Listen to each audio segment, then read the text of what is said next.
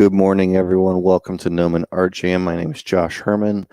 Super pumped after that video. I always like watching that and putting that up before the streams because it gets me excited.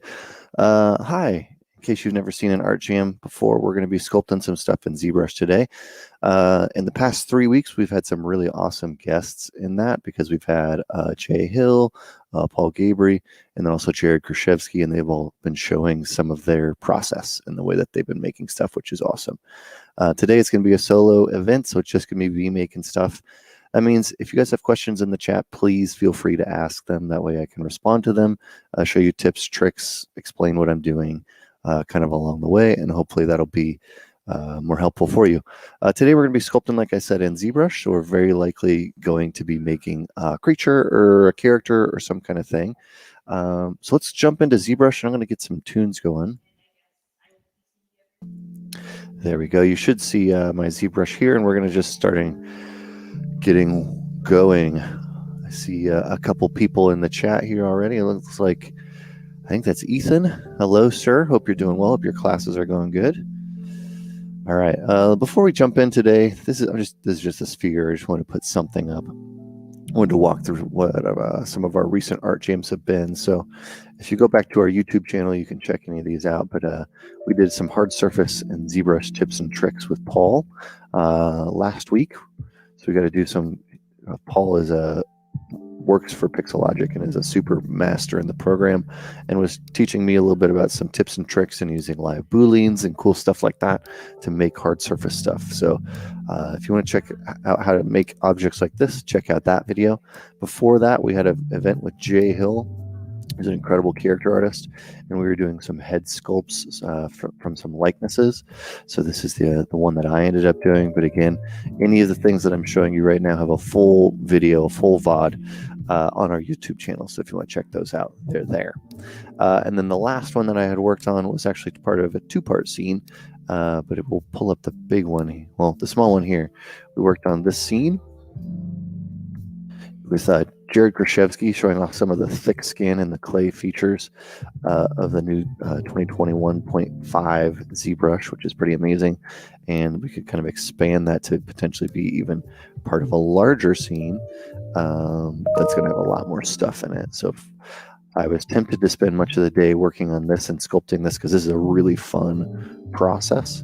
Sculpting in this thick skin and kind of enjoying the more traditional clay aspects of it, especially just being able to do all these kind of powers and explosions and stuff are really, really fun. So I might jump over to that at some point, full disclosure, just because it's a fun one to go back and work on. But in the meantime, we probably will start from scratch. So if anybody has questions as we get going with, where should I start? What's the beginning of your process? That's probably some of what I'll talk about at the very beginning. And if you have questions along the way or comments or recommendations, let me know. You should be able to hear some of the lo-fi music in the background. If you can't, let me know. As always, I feel like this is one of those movie theater things. How much I miss movie theaters, but one of those movie theaters things where if the sound and picture isn't good, let me know so I can kind of try to get it adjusted. All right, let's jump into this object here. This is a base generic head. The way you can get one of these, in case you've never worked on one of these and you want to follow along, this is just a smoothed out version. But if you hit Lightbox or you hit comma, it's the same key. You can go into your projects folder. You can go into this head planes folder, and you can get one of these here. I start with these all the time. These are some of my favorite options that are going to be in here because they give you a really solid foundation to work on if you're going to be working on something kind of humanoid. They're great for that.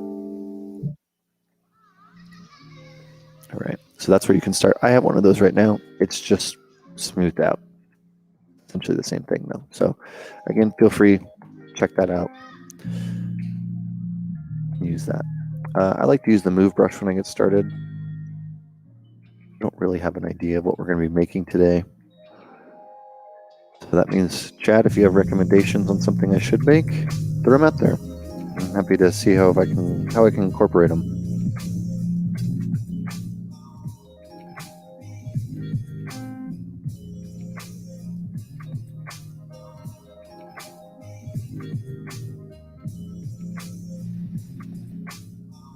This is too humanoid. I think I might start from a sphere today. When you get to a sphere, you can go into here. You go into Lightbox, Tool, Polysphere.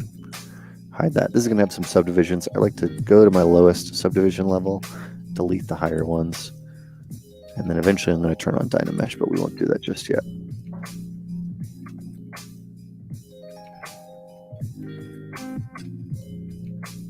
Hello, everyone in the chat. I hope you're doing well. Welcome to Art Jam. In case you're just joining, we're going to be sculpting some stuff in ZBrush today, likely a creature or a character of some kind. We're going to see what comes to us.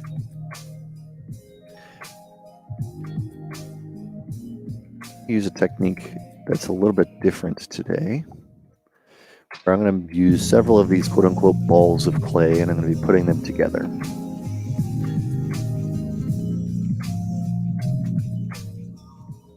We're going to start very simply, and kind of what I'm looking at is over here, just the silhouette. You can use this if you like. I'm happy to just look at it like this. Or you can also hit V, which will, if you're using a matte cap, will switch your color to complete black, which will fill it in. You can actually sculpt like this if you want, to kind of make sure you're focusing on your big forms.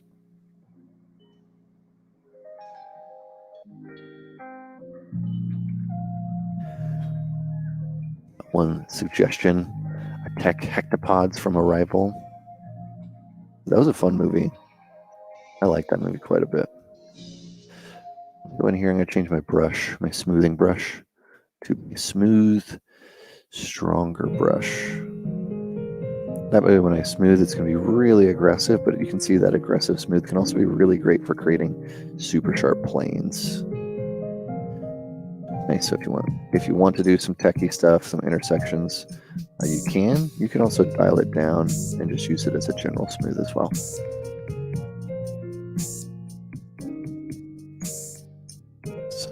Shape is appealing. I don't know exactly what it is. Sometimes I'll also switch to my snake hook brushes, which is what I just did there, to get more of an aggressive move. We're just, again, searching for some initial shapes. Rotate these. I don't know if this is the head, if this is the body, if this is the foot, whatever part of this thing is, I don't actually know yet. I'm going to figure that out as we go. Just looking for some interesting things.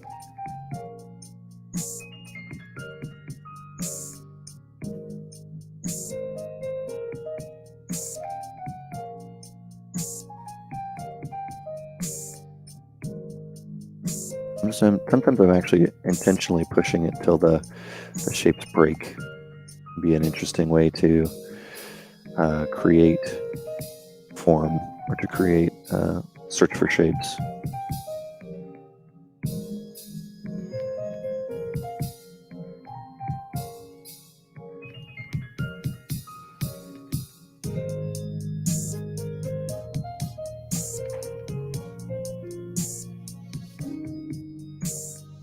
If I use a pen or a mouse for sculpting, I'm using a pen. I'm using a Wacom Pro, or Wacom 5, Intuos 5. I've used a mouse before. I actually am probably one of the few who doesn't really mind it. Whenever I say that, people always get shocked that you can use a mouse to sculpt, but you can. I even know people who sculpt paint in Photoshop with a mouse, which is shocking to me, but they do it. Not super common though. Kind of liking this little head shape we've got going here. This is sort of the neck area.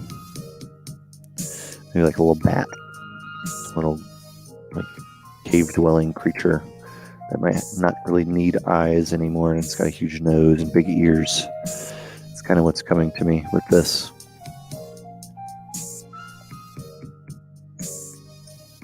An accident, but it's kind of an interesting shape.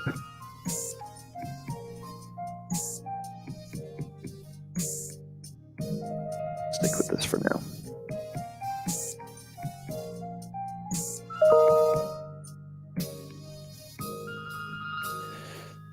Giving me a little bit of a creepy, cute vibe. So what we're going to do is we're going to take this, we're going to add another sphere to this. So we're going to append You can do insert as well if you want. I'm going to turn this visible count down so it's not so big.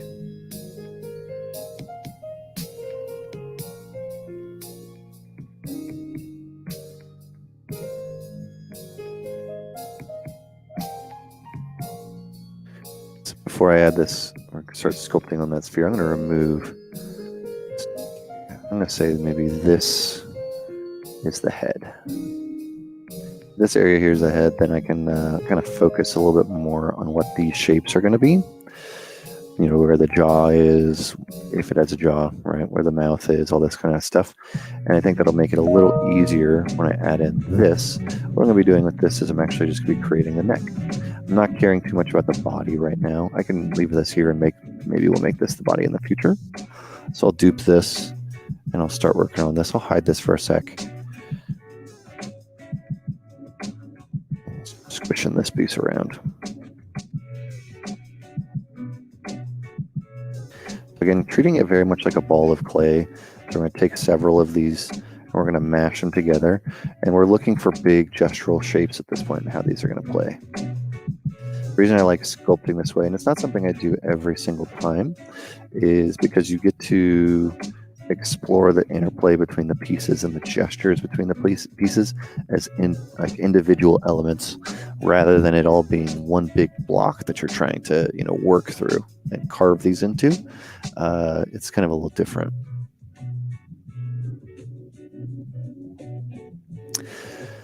Looks like we got a question about quick save in ZBrush, asking how quick save works. The best way to explain it is actually go into your preferences folder, go into your quick save here, and you'll have all these options.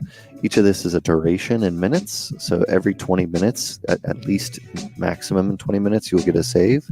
You'll get a rest duration, meaning if I don't have touch the keyboard or don't touch the mouse, this is the duration in minutes that it will save. This is often 1 minute. So I turn this up and I turn down the maximum duration a little bit. I also sometimes I'll turn off skip history, meaning in your quick save, it's saving all of these undos. So if you look at this bar up here, this is your undos, right? It's probably a little easier to tell up here where there's more of them. So it's saving this information into your quick save, which is a really expensive, quote unquote, saving. And then this is your maximum amount of quick save files, meaning how many it can save. So this is by default like 1,000. So it can save a ton of these. I turn it down to 10. I don't like to have a bunch of them because it can very quickly, especially if you're working on big files, take up your memory in your computer. So that may have been what you were having happen, where you're saying the quick save of the file exceeded the limit of the allowed number of files, and the program deleted the quick save files from another project.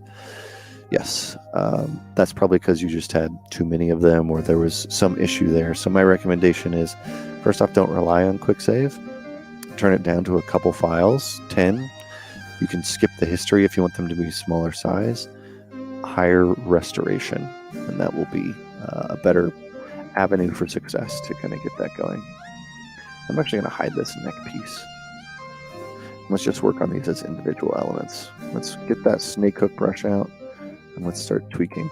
Now the fun thing, this is where you can kind of see it again as balls of clay, but we can use, you know, whatever our brain is going to interpret for what this shape could be. We could mimic the same shape, right? We could do a kind of a different type of a shape down here, which is kind of fun. We could do something that's more top heavy. And this is why I like this, is because you get to explore these phases so fast.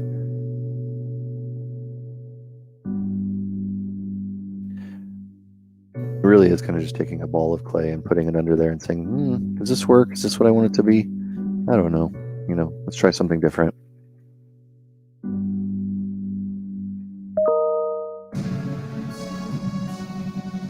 How high does the chest and the neck go and all that?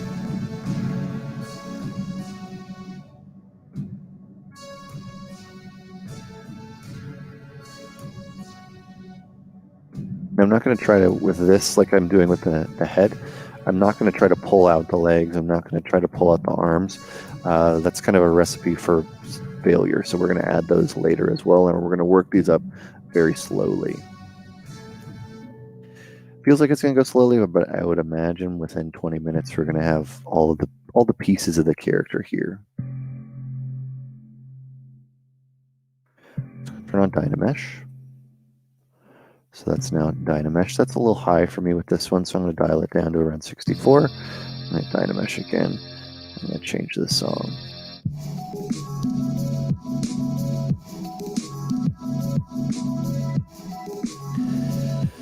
Hello, Matt. Welcome. Matt is watching from the Philippines. Nice to have you here.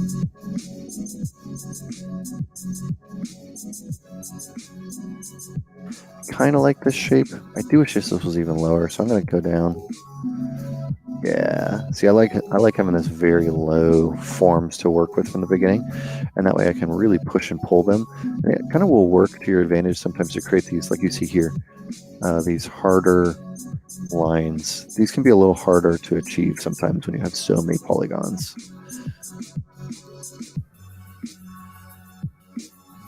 Let's turn this back on. Turn this. There we go.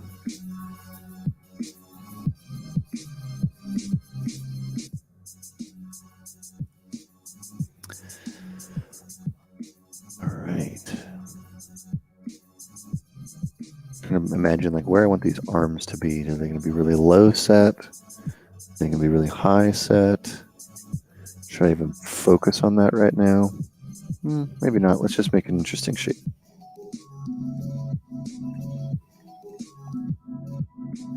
I like this like bulging. Thinking of if I, hit V, I'm turning everything to black, how these relationships from the head and the neck are going to play. You've got this kind of forward swoop. I could continue going that shape. Might be an interesting way to go. I could maybe try to do and catch it so that it kind of comes here and goes back down. So I'm imagining the overall gesture of the character here.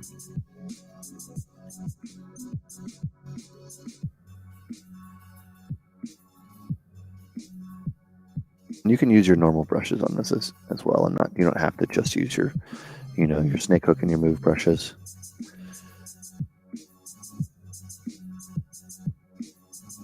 Something about this just feeling like it needs a tail, so I'm going to grab this and pull this out here.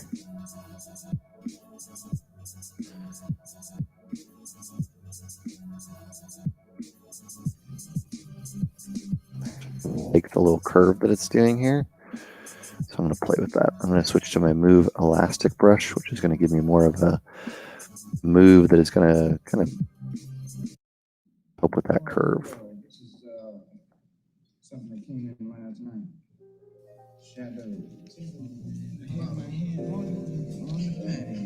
The rat pat, that's right.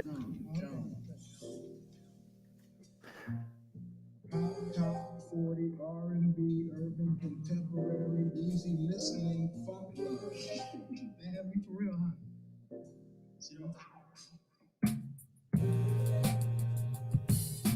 We're going to have to figure out where that neck's going to go, but I think we got an interesting shape here we can start with.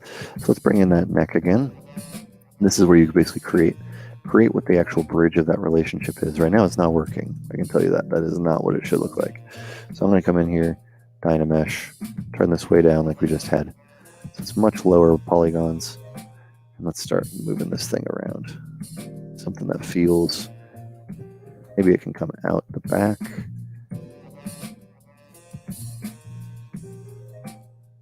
I get a sort of a relationship into the head here.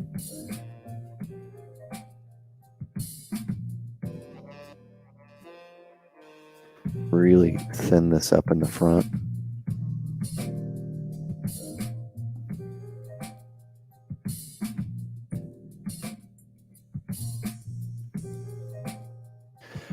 The nice thing about this is you can kind of continue to adjust the gestures as separate elements, even though this is standing up very straight. We could say maybe it's just a straight up quadruped at this point. We can really quickly and easily move and adjust these pieces because we haven't really settled on anything just yet. We want it to be more humanoid. We want it to be more, we can do that.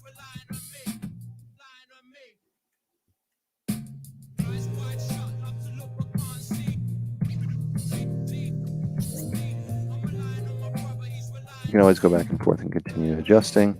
And that's kind of the nice thing about this is you can keep changing these shapes. I like this, but I kind of wish it was more like in this area to get there for me.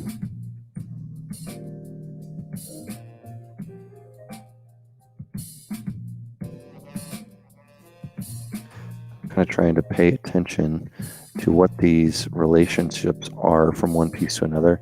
Make sure that they feel good.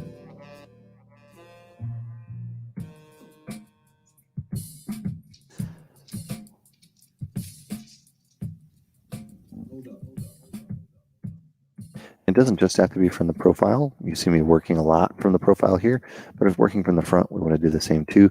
So it doesn't feel too static. So it should also feel like the same characters have a lot of the gesture.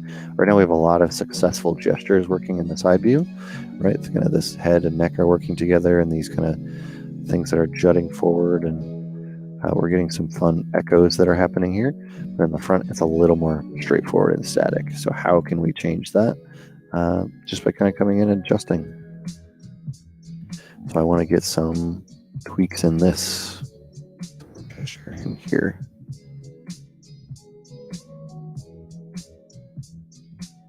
Now some of this you're not going to see all of it, but you do see how it starts to work. So maybe instead of it being the shape, it would be like more of a flat with a bulge at the top.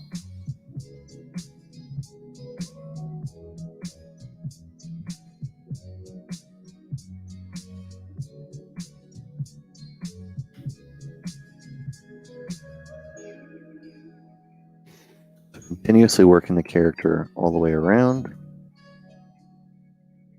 Trying to make sure that it always feels like it's the same character as we're moving forward, and especially before we add those last or other pieces to it. I'm going to put in the legs next. You can do this one of many ways. The way I'm going to do it is just the same way I did it before, which is you can either use a cylinder or you can use a sphere. A cylinder is a little easier for limbs just because they're usually like a cylindrical shape. So I'm going to size this down. There we go. Using my stroke replay last button to make it smaller. I'm just going to stretch it out here from the top using the transpose line.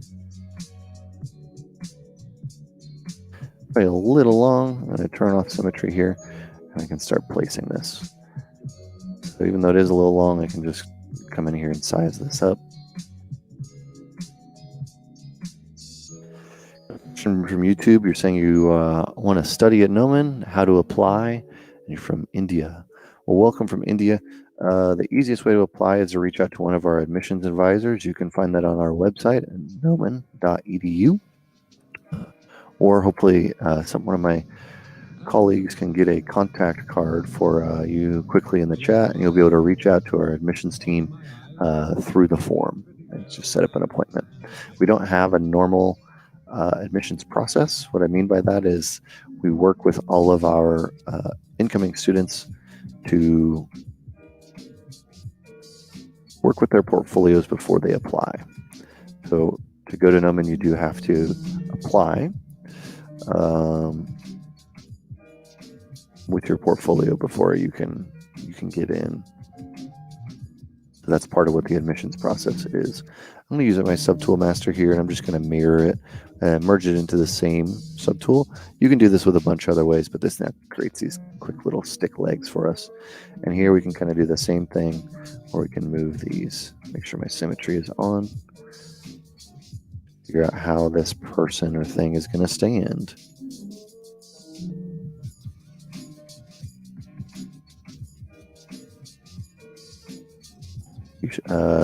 You should see the contact form appearing quickly in YouTube. Is where we're looking for that contact card.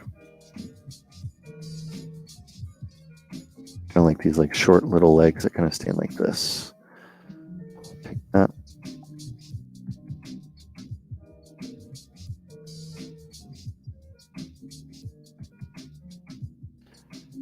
Pull these around, and I'm just kind of creating profiles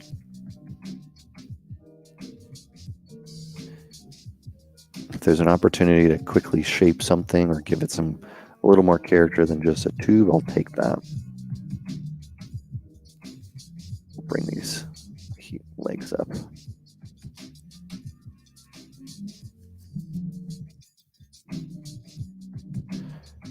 Bit of some markers for where the bones might be.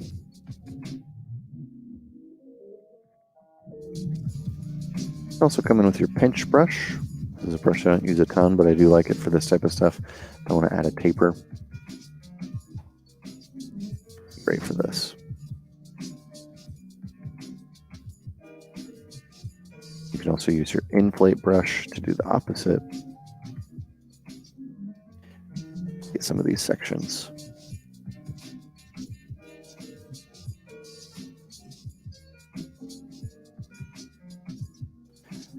Kind of getting a little bit of these blocks in there. I don't know if these legs are super working, but they're getting there. A little far apart, so we can always take them and move them in if we wanted to. Right? Something like that. I mean, it could be far apart, and that could be part of how the creature is. Really up to you. Also, it's good to have reference for this stuff, of which right now I don't have, so I should. Great, where those legs are going to go in.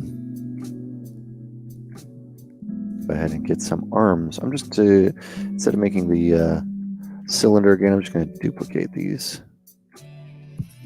We'll see what we can do with this. See if I mirror these. If I mirror them in Z, yeah.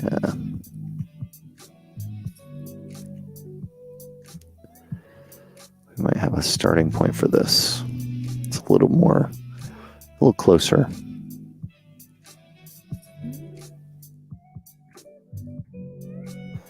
Just gonna smooth that out so we don't have to worry about those. I like this bigger upper body sort of thing going on here. Anybody has any questions about any of this starting process? Again, we're just kind of working with very simple primitives. We're getting some stuff in here, playing around with the relationships between them, and then we're going to end up dynameshing it all together at some point, or at least dynameshing parts of it together before we really start sculpting on it.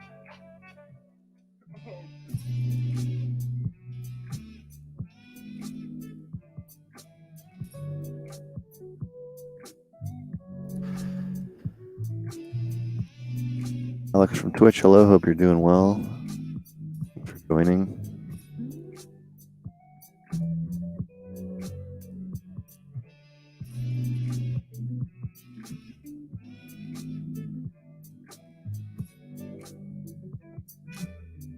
This is nice where you can hit, again, V. V is our silhouette viewer, sort of. It'll switch between your two colors here, and if you have a matte cap on, it will make everything pure black. So it makes it really easy to kind of just check how things are looking.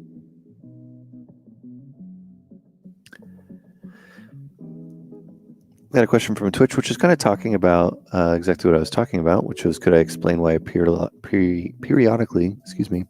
go to black? You think you understand why, but it'd be helpful to hear again. It's basically wanting to focus on the silhouette. One of the strongest reads of a character is a silhouette, meaning what's their outline, what is their broad shape, and not just from what they look like up close, right? Not like at this area, but looking at them when they're this far away, especially when you're working in a film, when you're working in a game. You can very likely take any character that's a very iconic character and create a silhouette of them, and they stand apart, right? And you can see who they are. So even if you think of the cast of Lord of the Rings, right? You've got a tall person in a hat, right? With a very specific silhouette. You've got several small hobbits, right? That all kind of have their own unique shapes. You look at fighting games, you look at a lot of things like that. Games especially really need to deal with silhouette heavily, because often you are you are in combat, or you need to be able to quickly evaluate the circumstance that you're in. And so you need to be able to very quickly look at a character, right? And they may be only this big on your screen in the distance, and you need to know the threat level of them, the type of character they are they friendly or are they a foe? And that's all important stuff that you need to know right off the bat within a split second. And so that's why silhouette is something we're looking at here, because it's a very key element. You know, if you think of Halo has three very different types, or so, 3 or 4, I guess, different types of characters in their enemies. You have your Covenant, you have your elites, right? The tall ones with kind of the legs that can tall and usually bluish, purplish, that have this type of a leg. You have the big brutes, right? And then you have your small people that explode into confetti. I don't remember what they're called. And then you have the shield person who's about the same size, right? And those are 4 very distinct, different enemies that you can look at from a distance. Same thing with other games like Destiny. Same thing with most shooting games. Actually, you'll very clearly see the separation. Sometimes you can't have a distinct silhouette. It just doesn't work because maybe it's a game like Counter-Strike, right? And all the characters are humans. So what you'll notice there is they will create certain silhouettes or blocks of color that are very specific, right, to different groups. Think of games like League of Legends. Think of games like Valorant. Think of games like Dota, World of Warcraft. You need to be able to see what they are immediately. Grunts, yes. Sorry, that's the one of the characters I couldn't think of. Just moving these little arms around. I like these like big meaty arms that go to this kind of thin limb here, kind of mirroring what's going on in the legs. I kind of like this. All right, I think we were probably at a good spot. Don't like the back. This feels very dull and does not feel very well designed. Whereas the front, I think, is looking okay. You know, I can put some more work into this before we really get going. I think the side view is relatively strong. That quick save we were talking about. So it's basically saying every 20 minutes or so it's going to save. Question from Twitch. Do you usually do hard surface modeling in ZBrush? I've just now started to do hard surface modeling in ZBrush after having a class with Paul, or not a class, but a couple of sessions with Paul Gabriel from Pixelogic. We actually did one last week. So if you want to check that out on our YouTube page, you can see me learn some of the hard surface stuff in ZBrush through him. And that was incredibly helpful for me.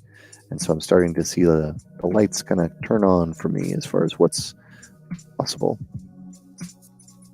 In the past, most of my portfolio has been done in a program like Maya, typically Maya, where, you know, making traditional poly modeling. Good question.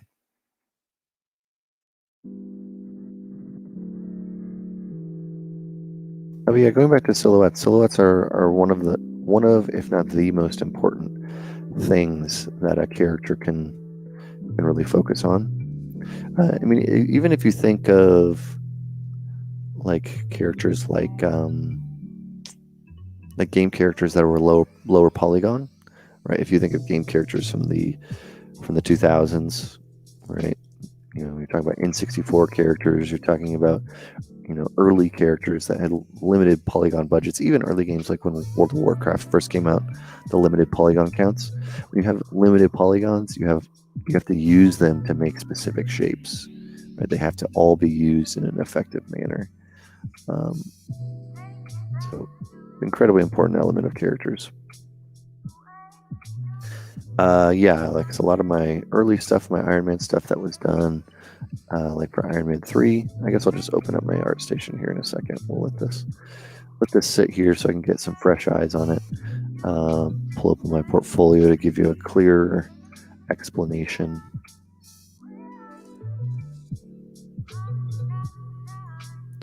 So this is my portfolio on my art station. If you're looking at this, basically all of these that are down here, things like this were all polymodeled in Maya.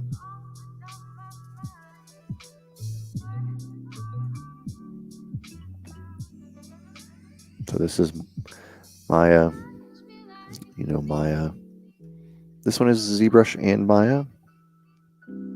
So depending on the character, this is mostly ZBrush. So depending on the character, sculpting it or doing hard surfaces, it just depends on what's going to be best for the project.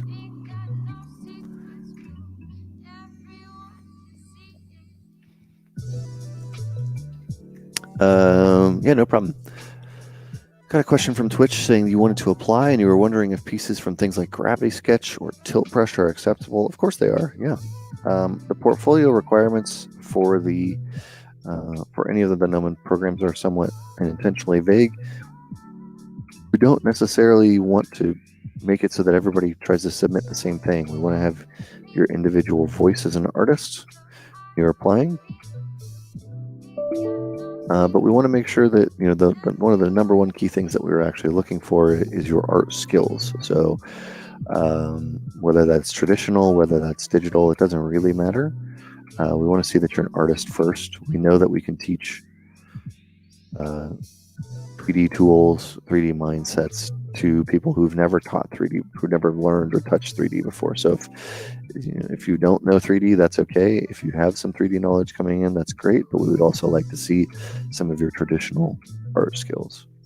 So for myself, when I applied to Gnomon, as I'm a Gnomon alumni, I graduated about 10 years ago, 11 years ago now. And I had already gone to a 3D college, a college that was teaching 3D, and I needed, the advice I got from the admissions advisors was to show some more traditional work. Even though I had 3D stuff, they wanted to see, some life drawing. They wanted to see some pencil and charcoal, and had I ever done traditional clay sculpture before, and just kind of getting into that type of stuff. So, not saying that's a requirement that you need to do that. I would speak with the admissions team. I think that would be helpful for you. So if you want that, let me see if I can get it in there too. Get a contact card for you. There you go. You should have a contact card form for you. If you're interested in that, reach out to our admissions team. They're going to be the ones who are going to give you the best advice, better than I can for sure.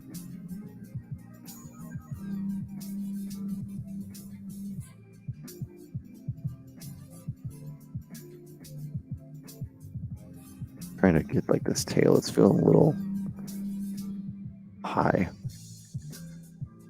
Notice that I haven't done any detail, right? We've spent 40 minutes so far. We're just blocking out this character.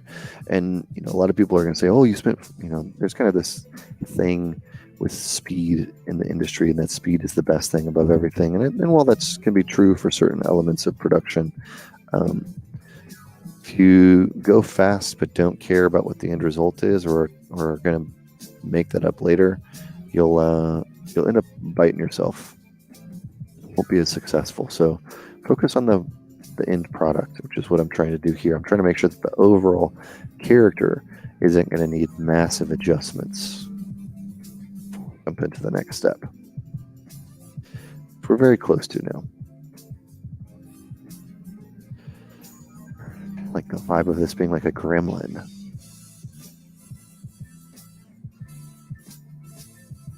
All right, so what we're going to do is I'm going to save this now. So we're going to go in, we're going to save this. We'll just call this gremlin.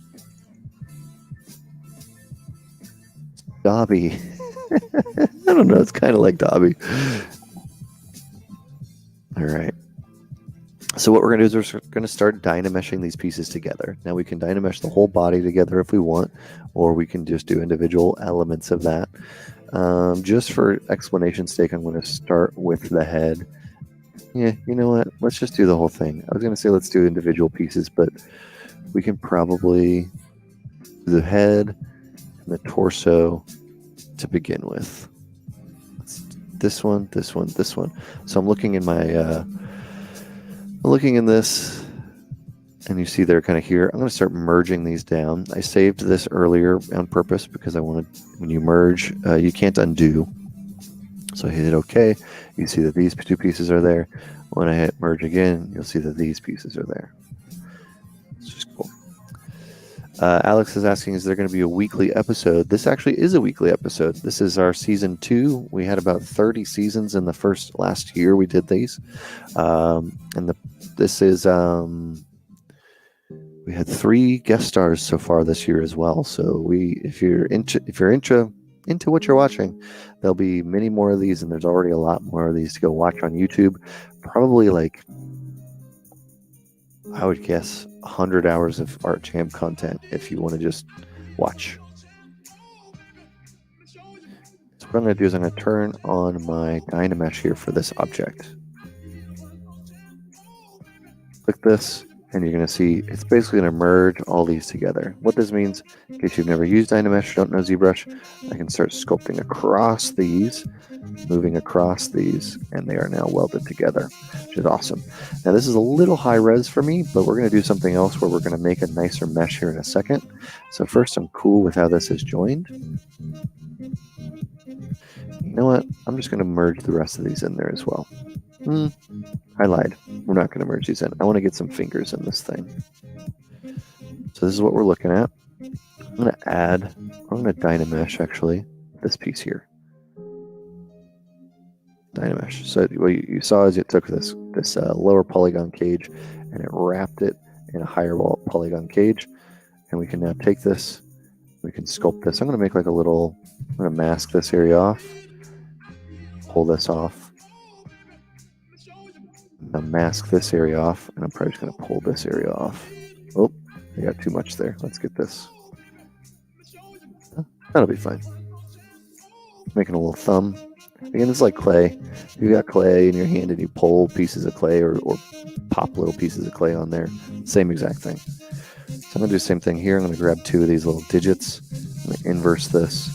There's where we're going to get some of our fingers. I'm going to go ahead and take this. I'm going to rotate it so it has some gesture there. Remesh the whole thing, which is me just clicking and dragging. Full clicking and dragging.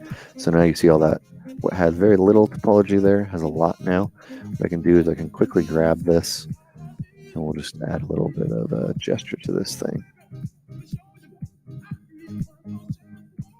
Claw fingers. Really go in the direction that I want. So I'm going to mask this. Move this around. We'll kind of angle this hand. Kind of using Gremlins as a vibe. So we might need to get some like real posing in the fingers, something rather than the little hands. We might need to do some of this kind of thing, right? Get some gesture into these hands so they don't feel so dead. Got a question from Twitch, which was, how did you get into character design? Is it something you knew you wanted to do right away early on, or was there a pivotal moment for you where you maybe switched focus from doing backgrounds or something else? That's a really good question. I, going into Gnomon, knew I wanted to do modeling and I knew I wanted to do characters. So I had graduated doing characters, but more of a modeler, not so much on the design side. And that's pretty common, right? To exit. And then I ended up working at Legacy Effects, where they're an amazing creature shop, a creature practical shop. We definitely need another finger here. So I interject. And I started working at Legacy Effects, and they were doing a lot of 3D concept at the time. And they're an amazing crew there, and they kind of gave me some chances to start making some stuff. And some of it was getting picked in pitches, and I just kind of started running with that a little bit. So it wasn't, character design was something I always liked quite a bit. I always liked sculpting my own characters, making my own stories and stuff like that, and I still do that for myself or for different things. It wasn't specifically my first focus. It was kind of once I got into my career a little bit that I got more into the design side. Let me give this guy some little sharp finger claws. I'm gonna build out this hand just a little bit so it feels like it's the right size for it.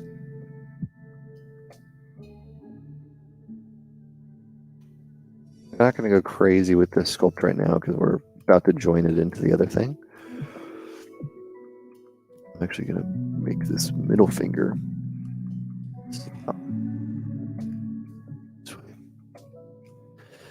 Like I had said, maybe let's give some of these fingers a little bit more gesture before we get into this, meaning they're not all perfectly, they don't look like I'm going to chop something, right? They're not all on the same axis. We kind of want them to kind of have a little bit of a rhythm to them. It's a more appealing shape. So let's go ahead and get in there and make some of that.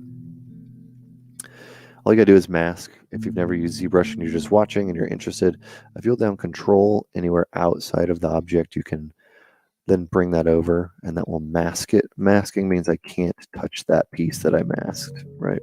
So I can't, even if I'm pulling these shapes, if I'm sculpting these shapes, nothing happens. So I'm gonna mask this finger. Go a little further in. And I just take it and use this transpose line, pull it out. You kind of see what I'm already starting to get at there. Not looking for perfection on the first try. I think that's I see a lot of beginners get frustrated with this. Hoping that their first movement is always going to be getting them to the final product, and that just doesn't really happen.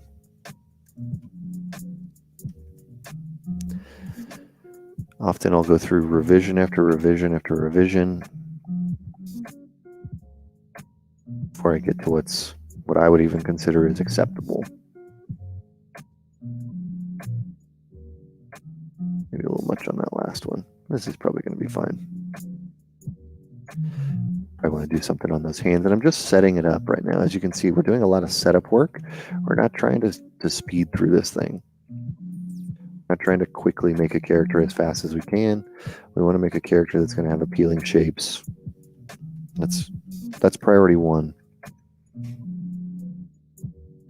Also, a lot of the work that we're doing now, we could Dynamesh it right away. We could jump into some easy steps to move forward, but this is just going to be far easier to get moving forward if we have just spend the 5-10 minutes to get us in a better spot. How does this hand work? Where are the bones on the hand? Where are the bones on the wrist? If we spend just a little bit of time thinking about that, it can save us a lot of time in the future. A huge lump in this hand. Why is that?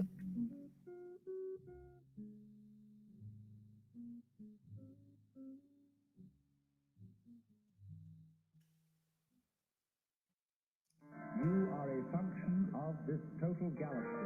The real deep down you is the whole universe. And it's doing. That's good enough. That'll be given us, as you can see now, it helps the gesture of the overall character considerably. Like, for example, I'll just quickly hide all the rest of these other tools in here, save this as a next one, another iteration. Super important to do that, by the way, in case you don't. And this is the previous one. So this is before we've started merging stuff together. Same object, so it's the same. And you see how big of a difference just those hands make, especially again to the silhouette. Look at the silhouette here. The silhouette after we get those hands, it adds a huge element to the character. And this is very much like a thumbnail sketch, right? Like when we start drawing on this, when we start working on this, we have a much better, clearer idea of what that could be. We could do the same on the feet. The feet are going to be a little easier because they're more of a simpler object. So I'm not super concerned about that. So what that means is I'm going to start putting this all together, right? So I'm going to take this, I'm going to merge all these together. So I'm going to hit merge down. It's going to say, that's not undoable. That's okay. We're going to do the same to the last piece. This is now all one object. Even though it's different colors, I can still highlight those individual pieces. Some of these are merged together and some are not. So what I'm going to do is I'm going to turn on my Dynamesh for this object, which is where it is here. You see this, that's this button right here. I'm going to control drag, and you'll see what it actually did right here. In these areas, it's welded those seams together. So as before, I could isolate that mesh. I could move it around, right? When I Dynamesh, is merged it together so it's actually all one piece, and I can sculpt it as if it's one piece. One thing I want to check when I do this is any areas that were close together. Some of the key ones that you usually want to check are going to be the armpits. Right, so do those get too closely? Does it kind of suction or web the armpits together? And then the fingers, did the fingers get webbed together? It looks like they are all fine though, which is perfect. Absolutely perfect for us. Now there is one issue here. See, the polygons in the tail, which I should have caught earlier, were too close together, and they ended up creating some holes in the geometry. That's a problem. What we can do is we can just inflate this. I can basically puff up those holes. Plating. And a Dynamesh again. And that's going to fill those holes with some geo. The back side of this has this kind of interesting carving in shape. I don't think I want that. One of the challenges I see a lot of beginners hit when they start sculpting is this, where you'll create two pieces of geometry. You're going to sculpt on them, but they end up getting meshed together, right? And they become one piece. And now if you Dynamesh, they have holes or there's big issues. And so how do you fix this? You can do this a couple ways. The way I like to do it is I like to choose my clay brush here. I like to go into my brush palette and go down to my auto masking. And I turn on back face mask. What this means is if there's a polygon behind something, right, it's not going to be worked on. Looks like we already know some people in the chat who know this, which is great. So now when I sculpt this, I'm just going to go one or two. You're going to notice that the back of this is not going to be affected.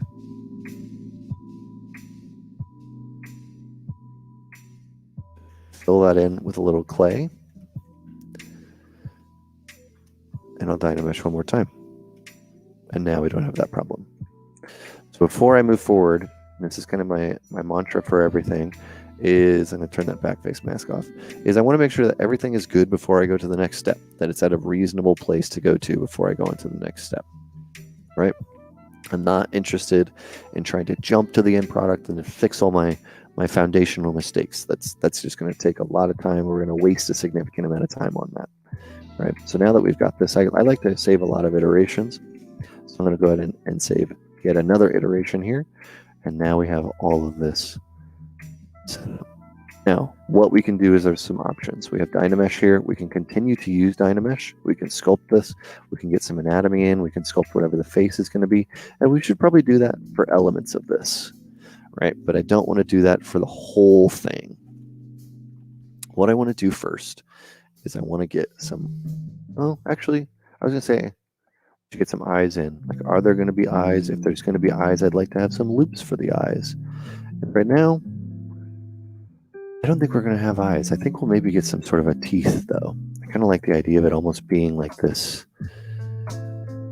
sensory area that's maybe not going to have eyes or something. It's developed in that way. Some sort of a fold that's going to be here, right? But I want some teeth. They're probably going to be somewhere in here. I don't know specifically where they're going to go. I want a mouth of some kind. So I'm going to carve in a very poor looking mouth. You'll understand why we're doing this in a second. I'm basically just creating the cavity for where this is going to go. This is actually a technique that I saw and learned from Jay Hill in one of our previous art jams, where we made some heads together. So I'll pull up that head actually so you can take a quick look at it. And this is the head that we sculpted. And you'll see that the mesh here has some topology and it has a kind of a cavity for the mouth. This allowed us, creating a cavity and nicer topology for the mouth, to add things like the teeth and also get a little bit more specific with how some of this stuff was looking. All right, so that's kind of what I'm going to be doing, but I'm going to be doing it for another project on this creature. I'm going to smooth some of this out and create this cavity. I'm actually going to add some shape here to make sure that this is kind of respected. What we're going to do is we're going to go into our ZRemesh and we're going to see what this looks like. It's under Geometry, ZRemesh, and first we're just going to try hitting the button and see what happens. What ZRemesh does is it takes it and it tries to create topology that's a lower resolution but follows the form. And this is an important thing because it's a lot easier to sculpt on form that follows, or topology that follows. So you'll see from before, after, we are losing some of our details, but that's okay. But the topology itself is very different, and we're getting some of these forms. And this little cavity that I had sculpted is actually getting a decent loop around it. When I say a loop, you get one that goes all the way around. Now you see it's got this little divot, and that's a problem for me. I'm not happy with that, so I'm going to undo. And I'm going to try to figure out where that's coming from. It's from something in here. I'm going to pull this back. A question from Twitch, which is, when is it better to add details? When subdivided or at the end in Dynamesh? It has to be near the end. I would never do details at the beginning. I guess that's the one thing I would kind of say. If you're sculpting them really high level in Dynamesh, that works. If you're sculpting them really high level in Subdivision, that works. There are some pros and cons to each. So I think it really just depends on what your end goal is. All right, so I'm going to Dynamesh this one more time and see if we get a little bit better geometry.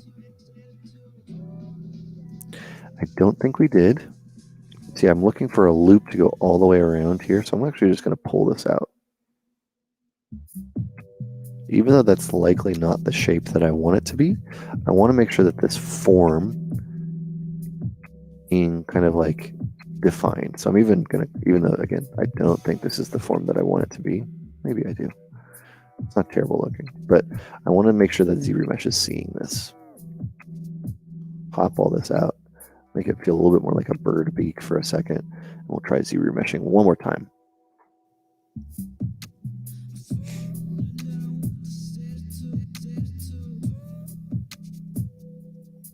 That's looking better. So you can see that it seemingly has respected that a little more. We're not getting some weird ingons in the middle or some weird elements. We're getting a little bit of a weird one there. That's fine.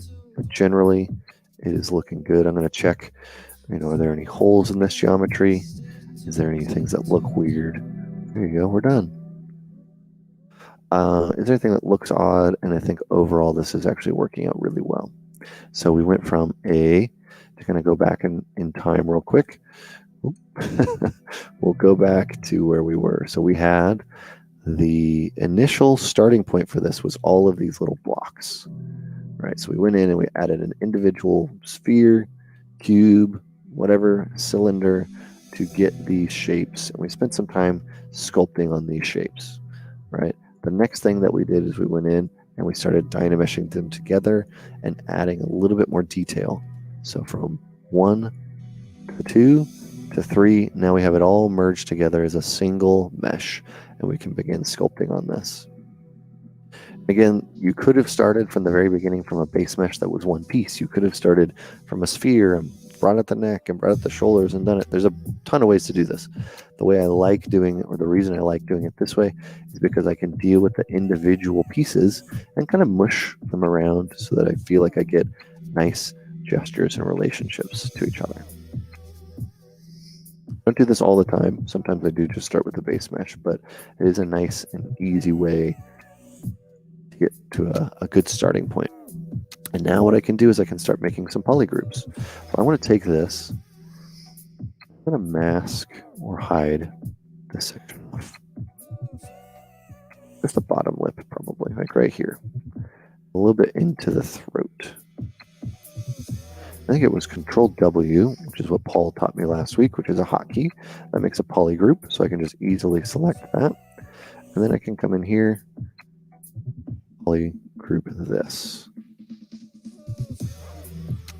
There we go. I do want to come back in here, maybe like remove this one.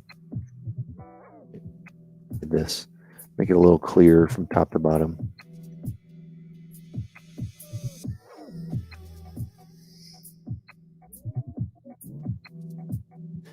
I clean these up a little bit.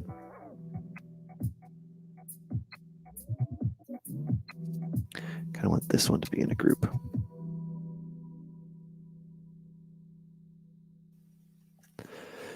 And this is all setup work, even though I know it's not the most entirely fun stuff to watch.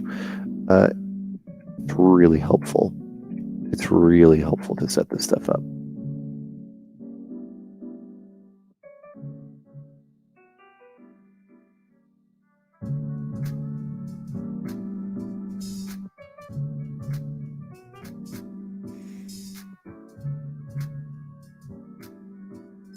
We will not be going into texturing, meaning color today, or at least not very soon. But we will be going over texturing like surface detail. So if you want to get into wrinkles and pores and, you know, stuff like that, we can talk about that. So why did I polygroup that? That's a good question. I want to be able to control the overlap between the top and the bottom. What I mean by that is I can now mask these, blur those masks a little bit, and I can actually begin to pull this down, right? So whatever the shape that I actually want this to be, now we can play around with that. I can invert that mask, and I can actually tuck this geometry under it. This is why we actually created this cavity. This is why we created this loop, so that we can grab this and pull this, you know, if I go over or under or inside, and this is where we can get to play around with our design a little bit as well. And I remember from my beginning, this is the shape that I had. I kind of liked this shape, and right now it's definitely deviated from that, so we might want to explore that a little bit. We want to get back to that initial look, which was something kind of like this.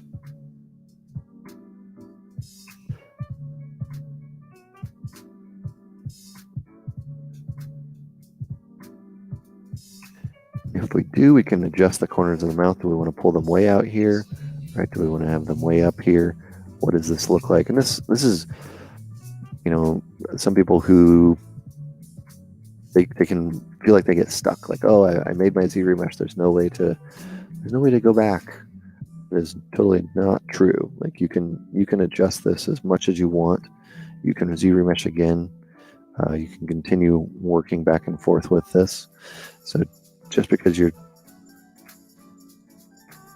not comfortable with it, just know that there's options. I'm gonna tuck this in here and make it sort of this like where this sits on top. I almost kind of feel like this is like a cyclops now.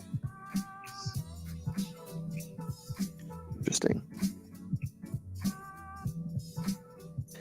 You actually get to see how clear and how quickly this mouth can come together. Whereas, you know, if we were in here, we could spend time and we could sculpt this mouth, right? Whatever shapes we want it to be, right? We could get some little teeth to come out, and we could get a shape, but we would never be able to open the mouth. We would never be able to, you know, get into much of what the actual specifics of this is. But with this, now we can do all of that stuff really easily.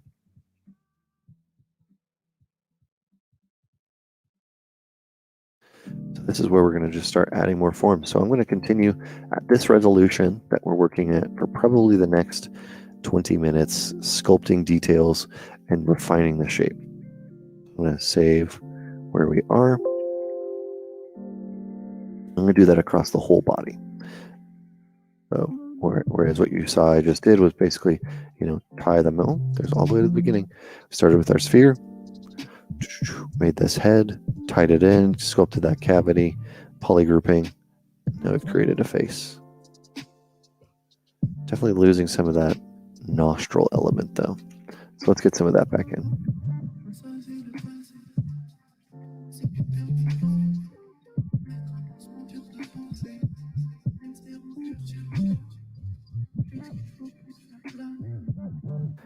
Kind of thinking about like polygrouping this.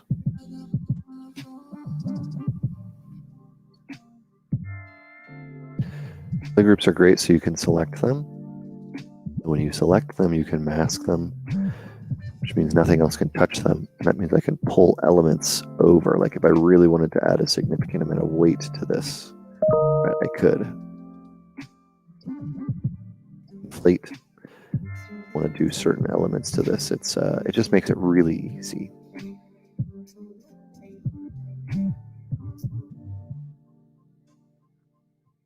We're going to add some details in here. We haven't really established all of our primary forms on the head. That's kind of what I'm going to go for now.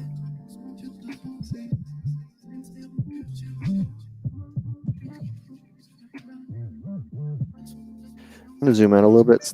Sometimes when you focus so closely on one area, you lose track of what the overall character is looking like. So that's why I like to zoom out for a little bit, kind of establish the overall look should be. But at the same time, it doesn't mean I can't sculpt smaller details from this distance. It's not going through the other end.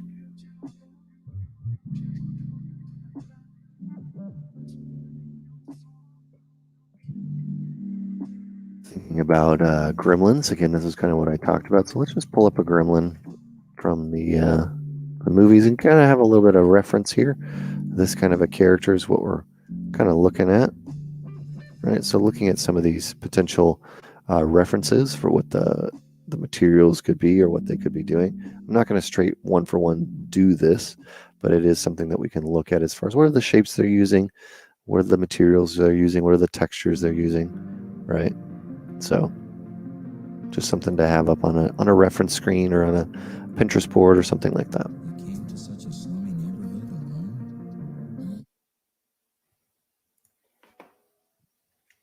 All right.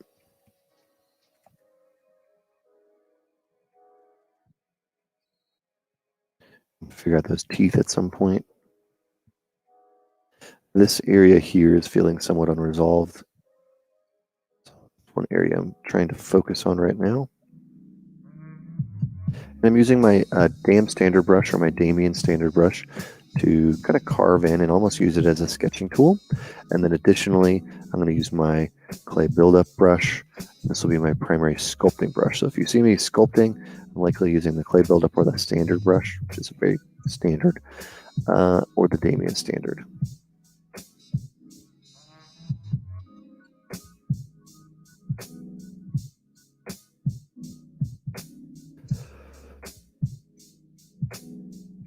If anybody has any questions, again, they don't have to specifically be about what I'm working on. If you have general career industry questions, I'm happy to answer those.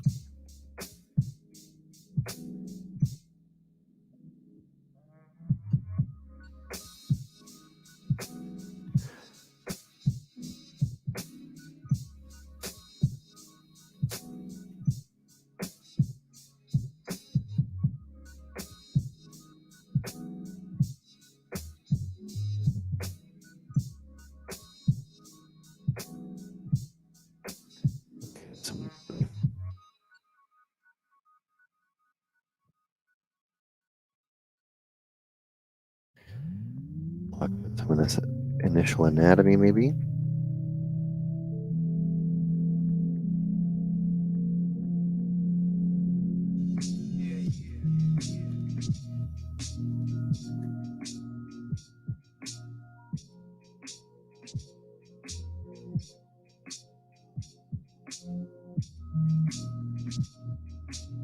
I'm just kind of taking each little element that is a relatively simple shape, and I am kind of like tweaking that, just that specific piece, adding gestures to it.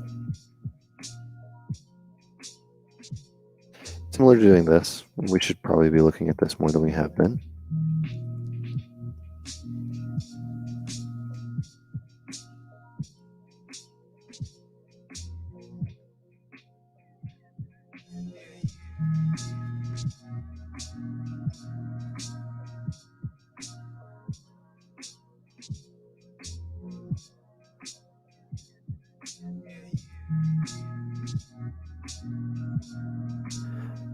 What are the most used softwares in the industry? That's a great question.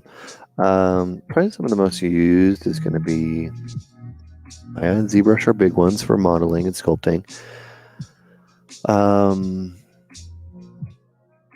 are some of the other big ones? Houdini is a very big one. Substance Painter. Things like 3ds Max are used, can be used, but I don't know if they're as used.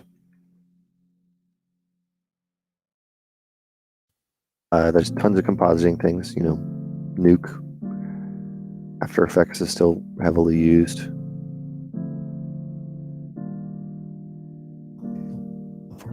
For some reason.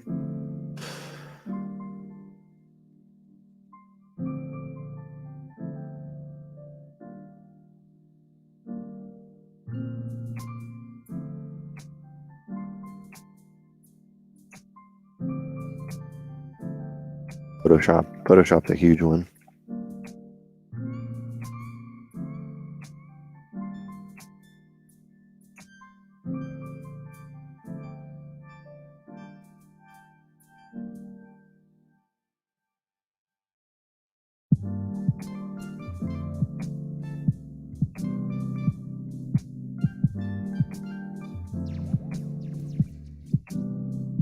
I'm going to mask this off.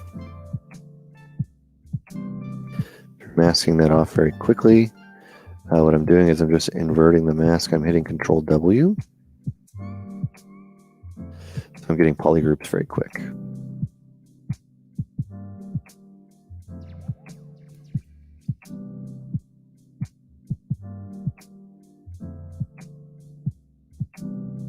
I'm switching the color so it's a clear separation there. We'll hide this, hide this, hide this, hide all this. We'll do this as well.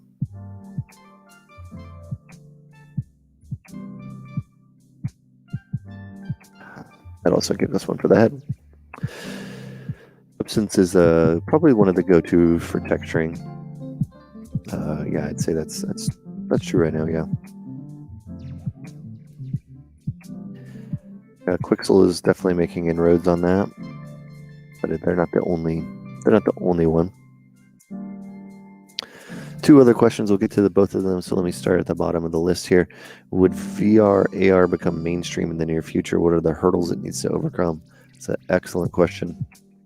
AR VR has several hurdles it needs to overcome depending on what you're thinking about. If you are thinking about it as a art tool and how it will be used in the industry, it doesn't have a ton actually that it needs to overcome. It just needs to be more integrated into pipelines, and that's really it, or one of the bigger ones.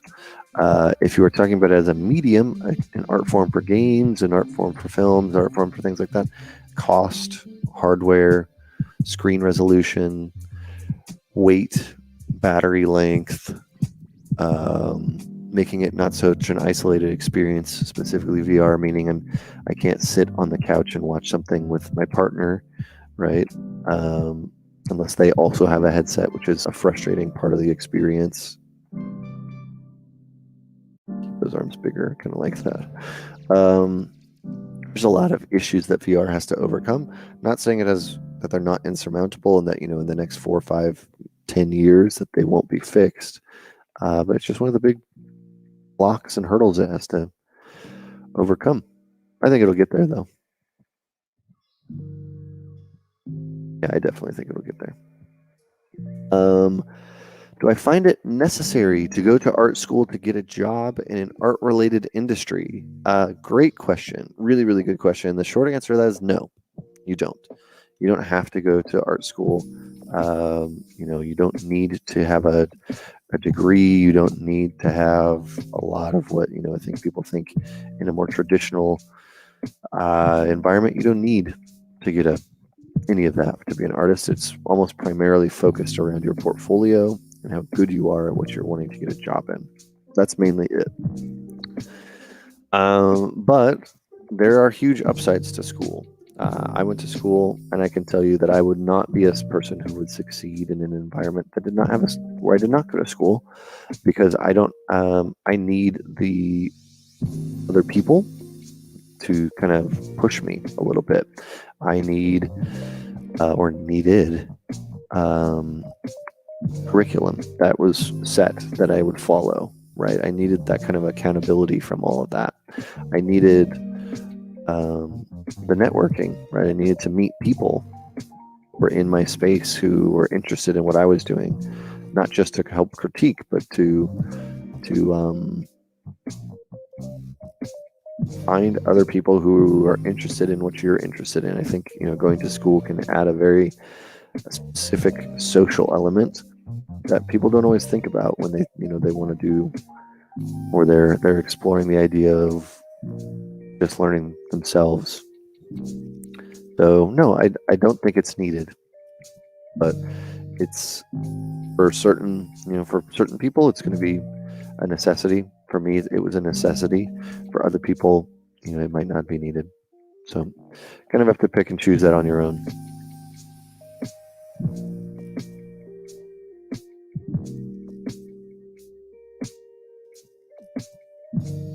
Really good question though. Comes up a lot. A lot of people ask that question of, is art school a requirement to get a job? And the answer is always no. It's not a requirement. You'll look around at the industry, and if you talk to or hear or listen to a lot of professional artists, a lot of them are self-taught. They learned this stuff on their own. They learned it from a friend, a coworker that was doing something different, right? Tutorials. There's a lot of ways that you can get into it that are not just so you can kind of see the before and after as I'm ranting. Before, we're kind of adding some shapes to this. Getting a lot less cute. I think that's okay though.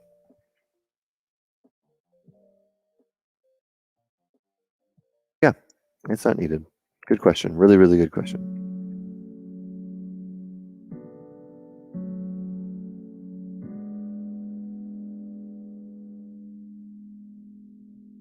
Let's block in some of this anatomy on this foot. Maybe get some of these claw feet. I may have created some very odd and small polygon islands in the foot. We're just going to ignore those and pretend they don't exist. If I need to get rid of them later, I'll get rid of them.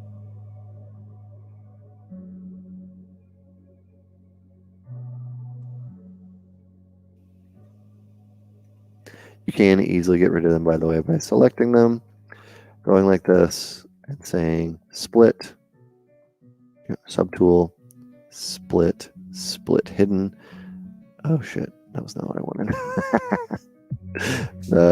There in this other thing, I didn't see that was part of that group. All right, like that. That is fortunately an undoable operation. All part of this, it seems like. I'm gonna get a polygroup for that. There we go. There they are. I'm gonna, just for good measure, I'm gonna mask them. Show everything, invert the mask, and move it.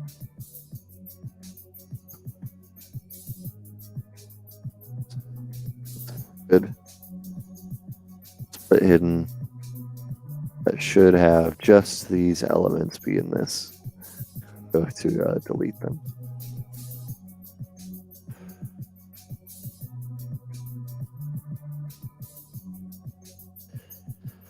This is one of the things that can definitely happen in ZBrush, where you're like, oh, I got it. And then you look up and you deleted half of your model and you're like, oh no. What have I done? All these weird little duck feet. I feel like we need some sort of a thing down here though to really cement it.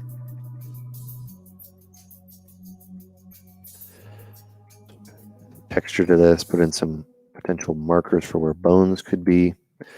Bony landmarks is probably the 101 thing you want to start looking for. Where are the bones, where are the tendons, where are the attachments for all these things?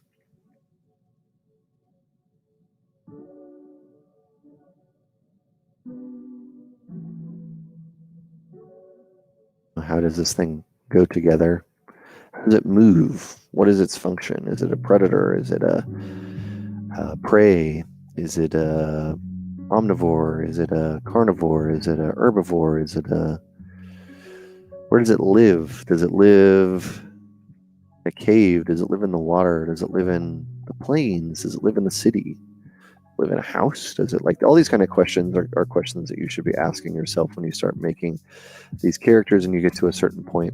Otherwise, they're just going to be characters that have a lot of little influence in them from tons of things, but they might not necessarily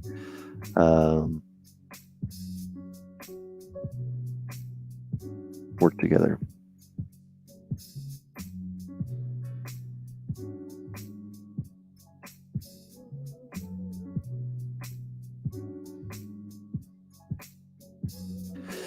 Let's see. Do you need to have any knowledge about 3D software if you want to attend Gnomon? Short answer is no.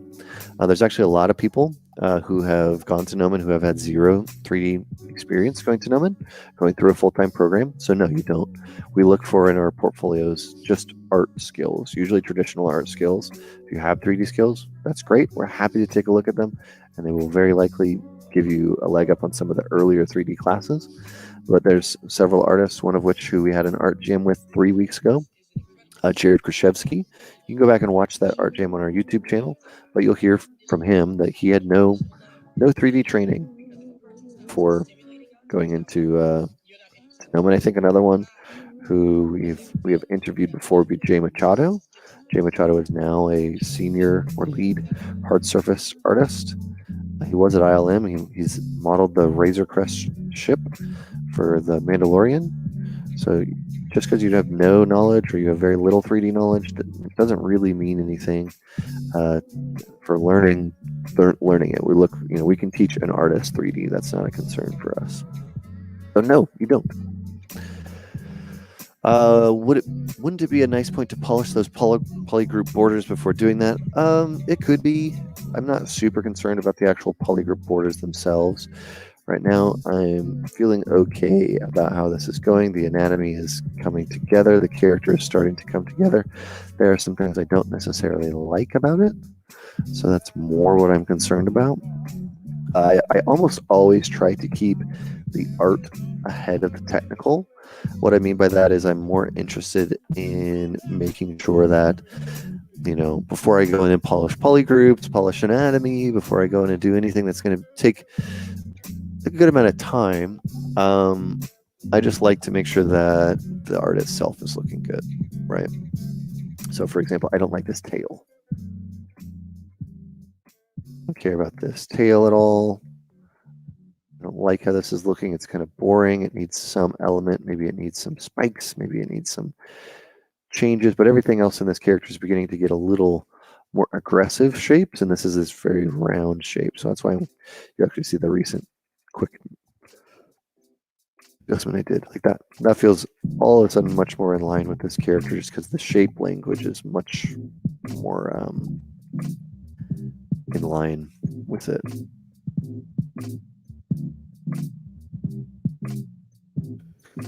Barb or something.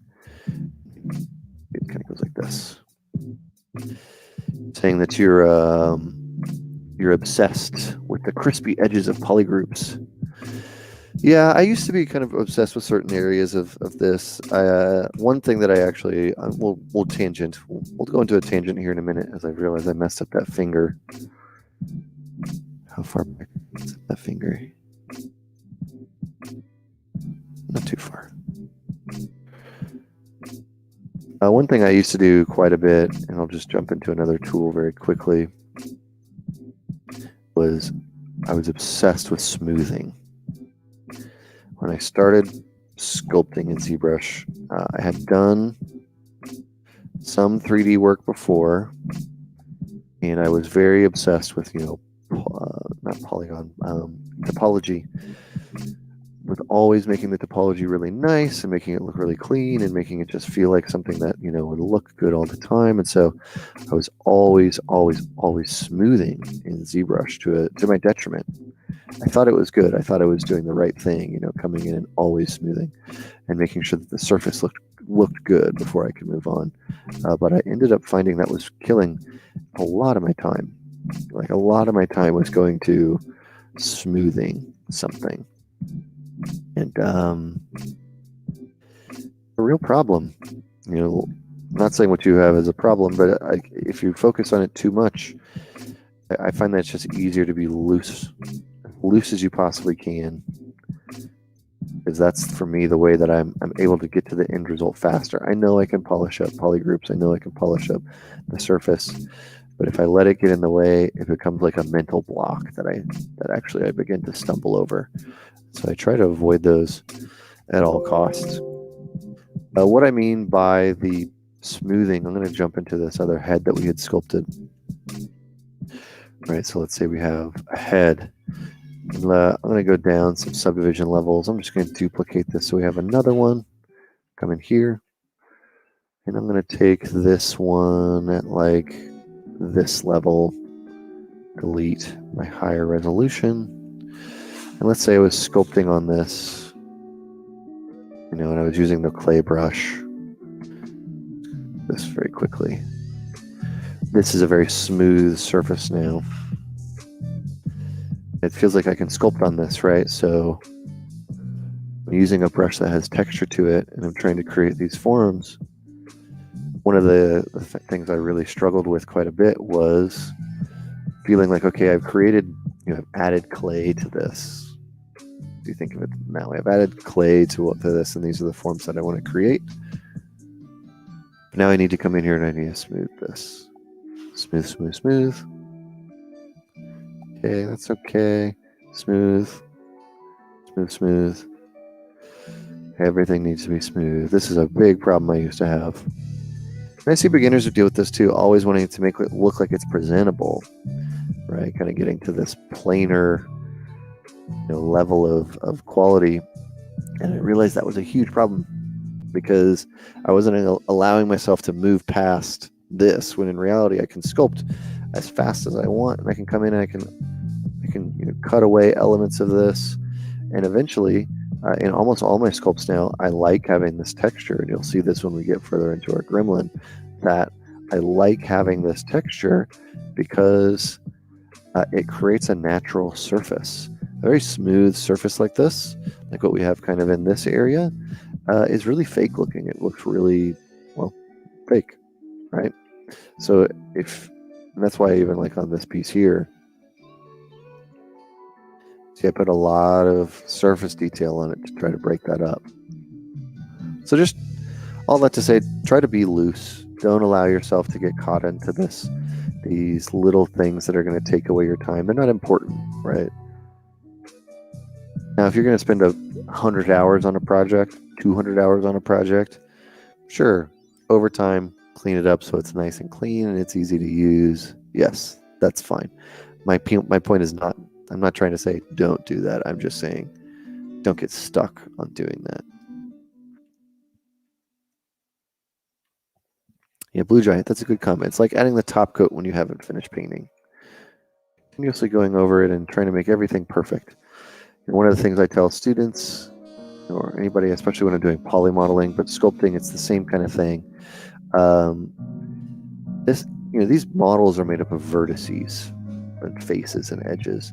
And the amount of times I'm going to tweak and edit that just like one of these vertices in some way is going to be 100 times, 1,000 times, 1,000,000 times before this project is done.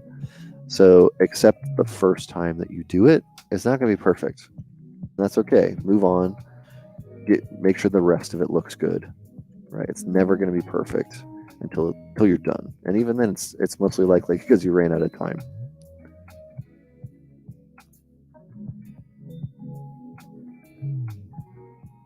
If you are a beginner, I see somebody in the chat that says I'm a beginner and I'm doing exactly what you mentioned. Here's a challenge for you. Don't use the smooth brush. If you're sculpting in ZBrush, don't use the smooth brush for one entire sculpture. It's going to sound really uncomfortable. That's going to sound odd. That's going to sound like you're going to be doing it wrong. But I can guarantee you will be fine. And you will learn a lot from it. You know, if you come into this, and we'll come back into this object here. If I'm not allowed to use the smooth brush, how do I make this surface smooth? Well, use another brush. Try the clay brush. Put a light setting. Go over it.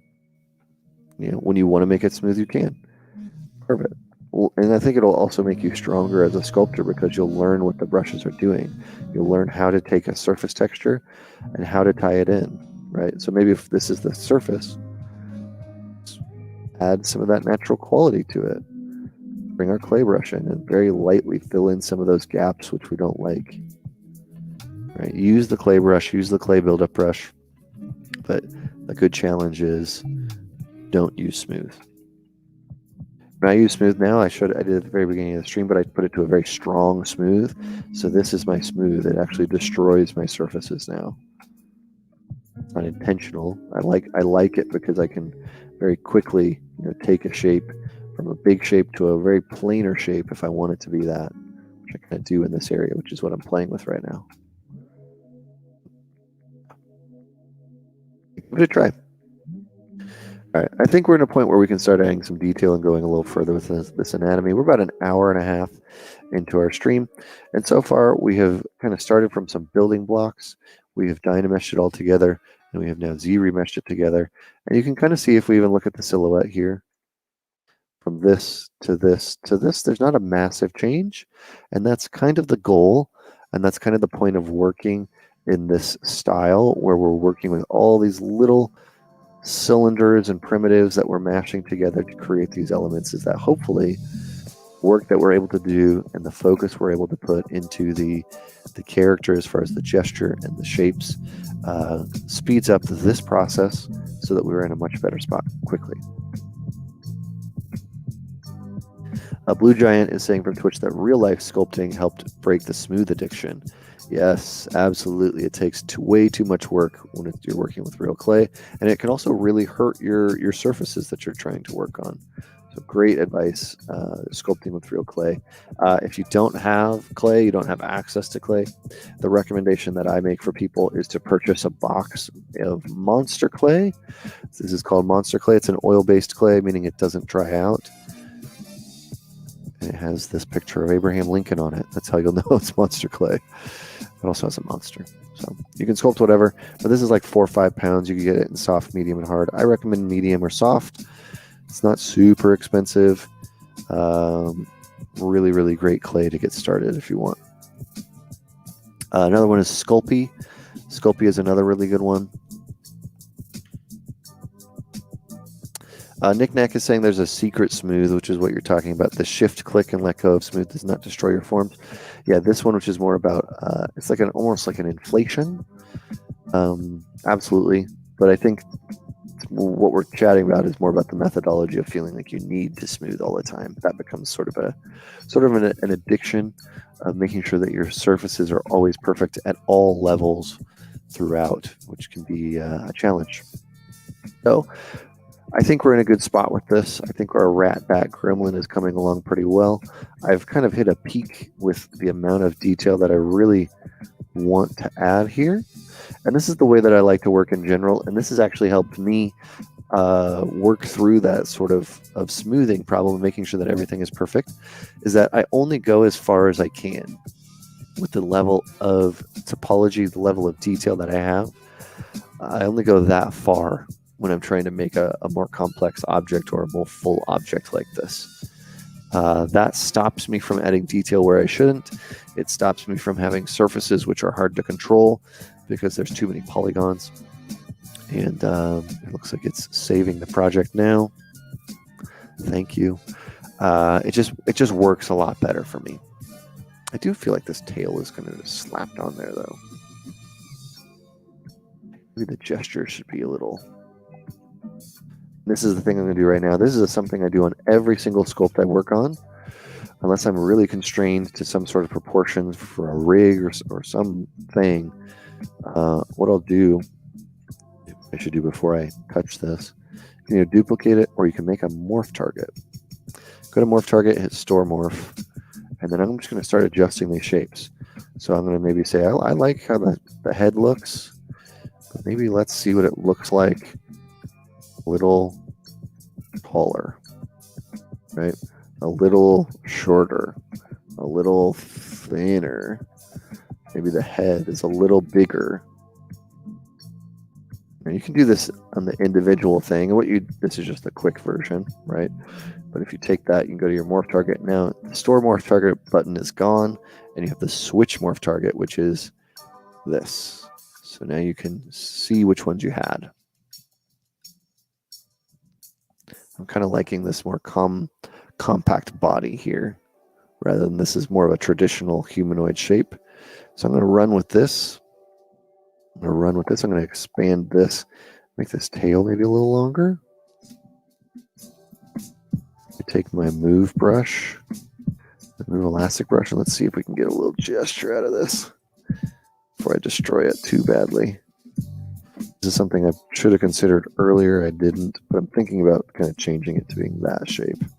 Maybe not a lightning bolt shape, but something that's kind of got a little more flair to it. I don't know. Yes, there's only one. There is only one morph target you can use. I just want to stretch the tail out, maybe have it droop a little bit so that there's like more of a natural, rather than just like jutting out of his back here, it kind of droops, more of a natural thing. Maybe we'll get some weight coming into this.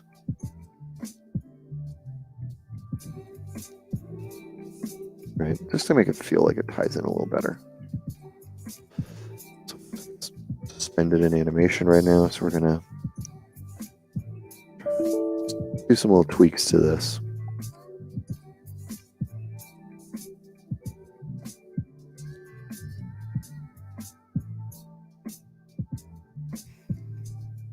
Can I please make a Clash of Clans troop?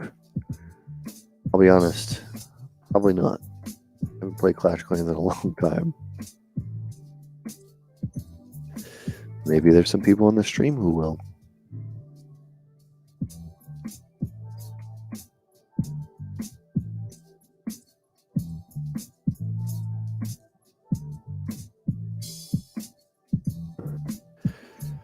So again, the switch is going to see the before and the after. What I'm trying to do here is I'm basically pushing the design or the proportions of the character a little bit. So maybe I want to take these arms, play around with these, the size and the shape of the arms. Should they be longer? Right? This is where I like having fun with this. Be longer? Should they be more like set to the front of the character? Let's masking here. Do some of this. Meaning we'll push them like along this axis. We rotate them in. Move. There we go. Rotate. We can rotate them.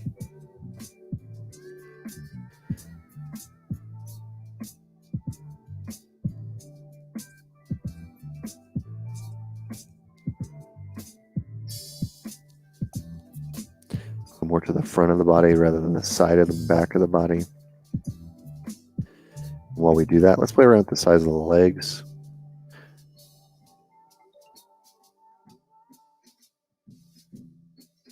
It's a little shorter. We're playing around with pushing these inwards. Kind of like that size, but I feel like it's missing something. I can also just repose sections of this body.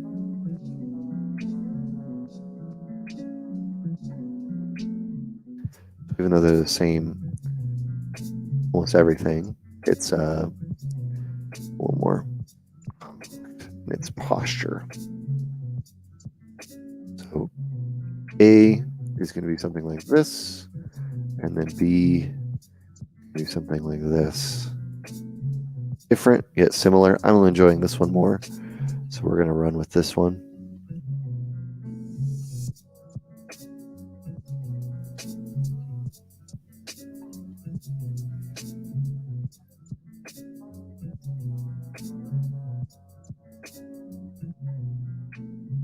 Whenever you do that, you're likely going to have to make some other adjustments rather than just changing the size. I'm still not happy with this gesture of the legs from the front view. I might try to rotate them out. It's a little more natural. In general, that they are kind of outwards rather than like kind of pigeon-toed in, or very forward in their axis. It's a little more dynamic from the back, which I like quite a bit.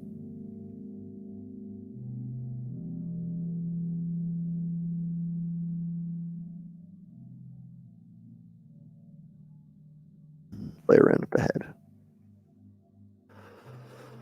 Mask that whole thing off. Invert the mask. You can obviously do anything you want with this. You can smash it, right? I sometimes do this just to say maybe this proportion works better. This proportion of head. You can do the same thing. We already played around with the size, but we could continue doing that if we want this sort of larger element. I kind of like it being a little larger.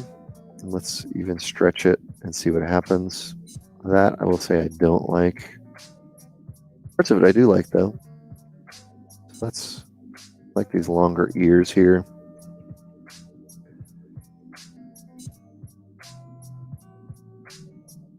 So we have our A and our B.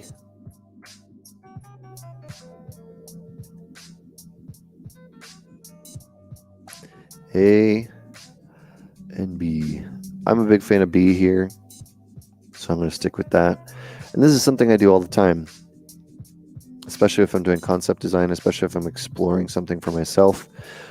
Take the time to evaluate it and see if it's something you actually like, right? And adjust those shapes. Adjust those shapes and make sure it's something that's working for you. And again, we can also pop back on our silhouette view and see the difference. To me, this is very humanoid. It's very straightforward, right? This is a little more creaturey. We'll look at the side view. Something that's a little more creaturey here. And that's probably more upright. And this doesn't take more than 5-10 minutes to do this. And all you do is at this point, you hit save. Give another iteration. There we go.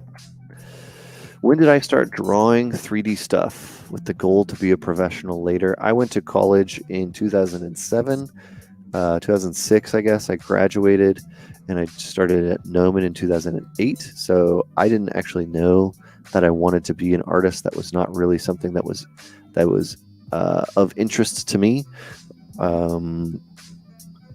until I started my first college. Basically, I didn't even know that there was careers in arts. I graduated high school. I took a gap year, which basically, in case you don't know, means you take a year off. Now a gap year is a thing. At the time, gap years were not a thing. My parents just thought I was lazy.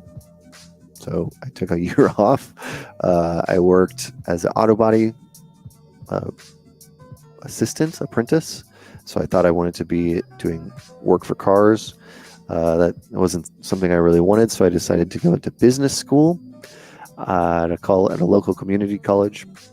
And I failed out of that class or those classes because it was not a way that I could learn. And then I ended up seeing a late night infomercial about having a career in games or making, and I went to that college. And then after I graduated from that college, I went to Gnomon because I wanted to learn more. I actually graduated from that college and I had won a contest there. I went to GDC, which is the Game Developers Conference in San Francisco. And I had my portfolio prepared. I had my business, my resume, my cards, my everything. And I started interviewing and chatting with studios at GDC. And they were all very kind, but they all said the exact same thing, which was, you got some more work to do. You need to spend a little more time working on your portfolio. You need some, you got talent, but you're not there yet, basically.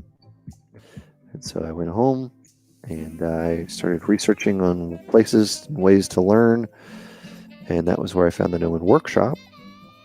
And then through the Gnomon Workshop, I found Gnomon as a school, and that's where I ended up going. So no, I did not know that I wanted to do 3D as a career at the very beginning. I didn't know about it until I started. So I went to a college to try it out as a career. Question though.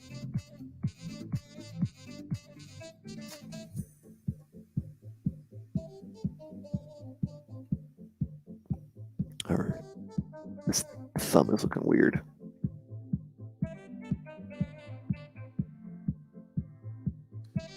Set up. Especially now as we've moved all this stuff around, the thumb was way too tiny. In the chat, you'll see a contact card, at least on Twitch and Facebook. Or sorry, no, it's on all three Gnomon on Twitch, Facebook, and YouTube. If you see that and you're interested in speaking to one of our admissions advisors, fill that out and set an appointment with them. All right, y'all, I'm ready to take this to the next level. I like this like neck, this like really wide neck that ties into the jaw quite a bit. Something about it makes it feel like there's a certain hyena vibe that that is very appealing to me. This like really heavy front shoulders, thick neck, and like a smallish head, or a head that's like powerfully shaped. For some reason, that's like a shape that I'm always drawn to.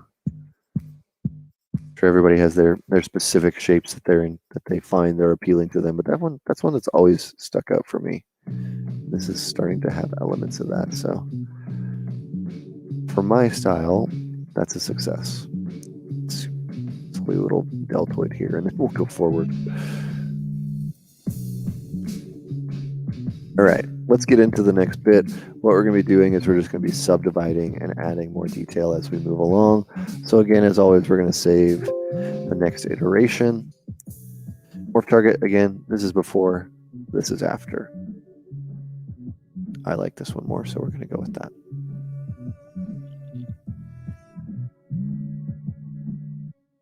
So since we have nice topology, or nicer topology, ZRemeshed topology, we're going to go away from Dynamesh. I often will make sure that Dynamesh is off. If you see this box right here on, that means if you control drag, it will destroy all the work we've done. We don't want that to happen, so I'm going to collapse that. I'm just going to hit divide.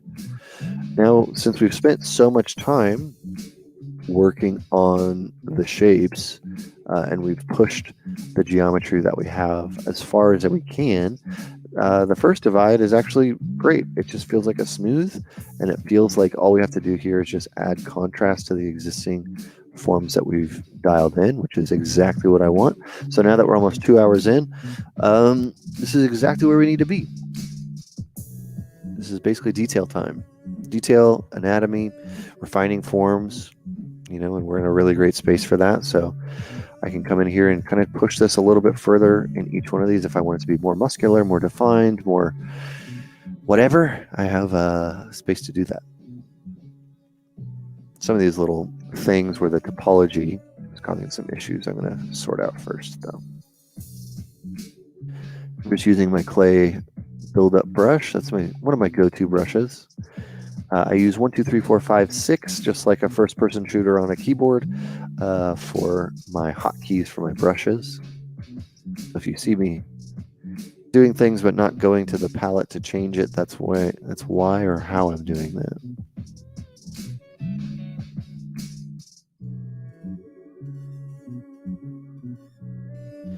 I'm going to start trying to work in some more subtle forms here.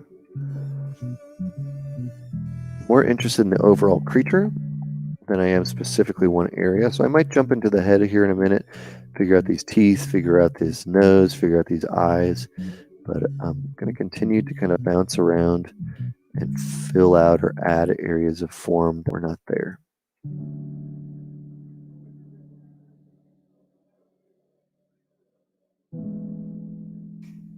This nose does need to be defined. Mask the top of it off, maybe.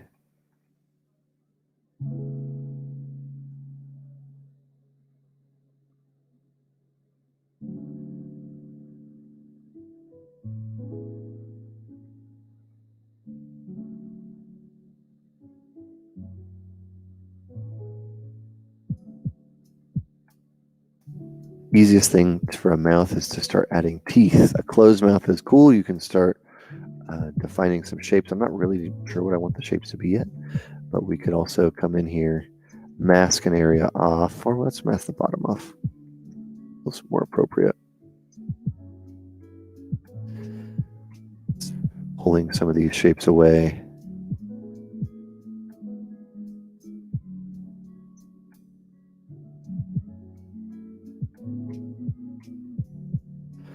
I want to add a sphere. So we're going to add some teeth, and the way we're going to do that is we're going to add the sphere. It's going to be invisible because it's in solo mode. That's okay. I'm going to just shrink it down using stroke replay last to make that smaller. Whoop. Put it off axis. And turning off symmetry. I'm gonna just kind of stretch it out. Geometry probably has some subdivision levels. Nope, that's fine. Perfect then. Just gonna smooth this thing down. Back of it. Big old tooth. It's gonna be a little tinier. This is where you can get into, like, you know, more specifics of the anatomy, more specifics of stuff. Did I see the MetaHuman creator in Unreal? I did not. I have a feeling that I know where that came from, though. Unreal Epic bought a company called 3 Lateral several years ago, who I actually was working with, and I have a feeling that's where that's kind of coming from. It seems, when I heard about it, at least, it seemed awesome. Yeah. I think it's going to be game-changing for mostly, I'm imagining for, you know, I don't know if they put it behind a paywall or anything like that, but for smaller studios that want to add character and randomized characters and high-level things to their stuff, I think it's going to change that pretty considerably. All right, so I've got this. I'm going to just go and, yeah, free for Unreal 4 users, then yeah, it's going to change a lot of the ways that indie things are done, or what's going to be populated in there, which is great. And I could see it being used for concept artists or things like that.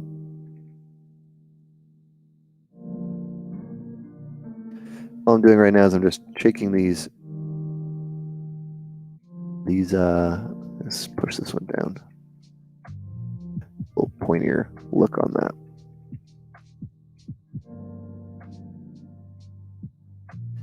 Some of these teeth, I'm just going to mash them around here. And all these are spheres. And all I can do is all I need to do is pull out my action line, hold down Control, and that will drag out both of those so I can continue to move these around. Don't necessarily just want this pattern to repeat over and over. So if I have something masked or unmasked, I can take these and start creating these shapes. Hello, and welcome to the stream. If you guys are just joining, we're about 2 hours into Gnomon Art Jam. We are sculpting a creature today using little blocks of clay that we've put together, Dynamesh them together, ZRemeshed them, and just kind of continuing. So I have teeth on one side of this mouth. What I'm going to do is I'm going to go into our Modify Topology tab under Geometry, and I'm going to hit Mirror and Weld. It's not masked. And now we get some teeth on the both of these. And I'm going to take this, I'm just going to put some in the middle.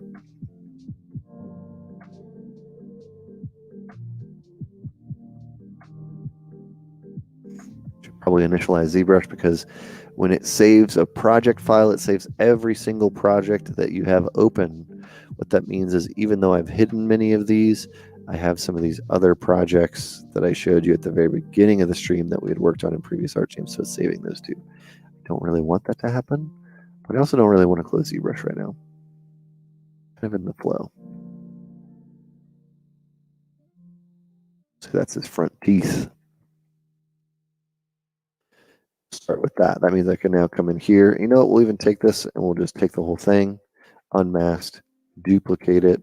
While the rest of it is masked, we can go in here, deformation, and we can mirror it in Y.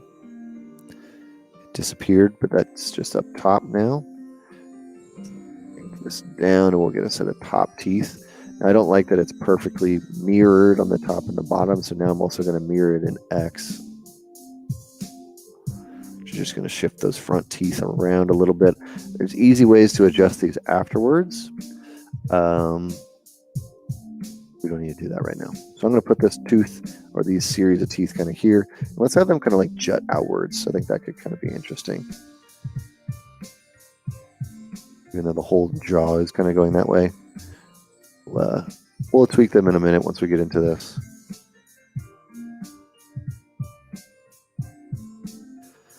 Not sure I'm into this jam right now.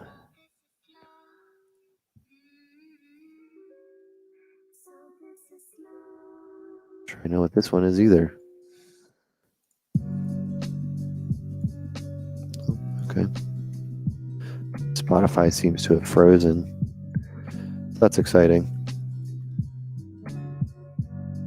Teeth are too small. We'll see. Maybe they're supposed to be little tiny little, like, gnawing you. All right, so let's get the lips going.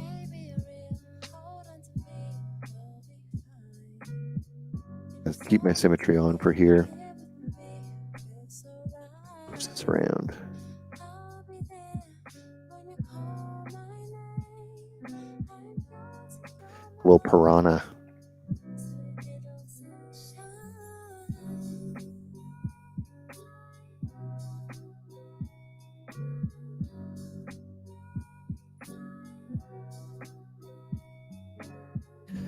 Pushing the cavity of the mouth here.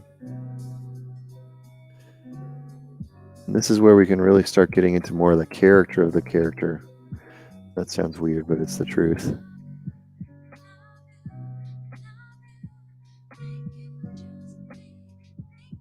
What is it that makes this mouth shape look like this?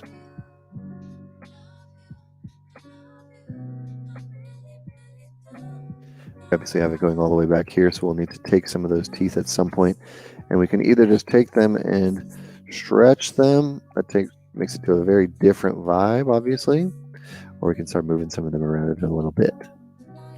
Do I draw or sculpt in my free time for fun, and is it still fun? Good question from YouTube. I do. I sculpt all the time for fun. I have plenty of projects that I've worked on, both that I have for bigger,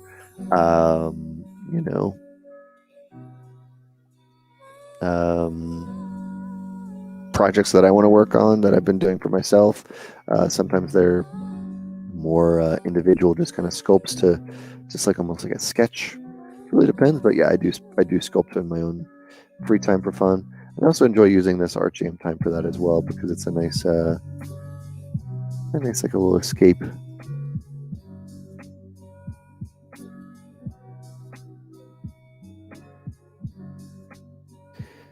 These little teeth, I kind of need to figure this part out.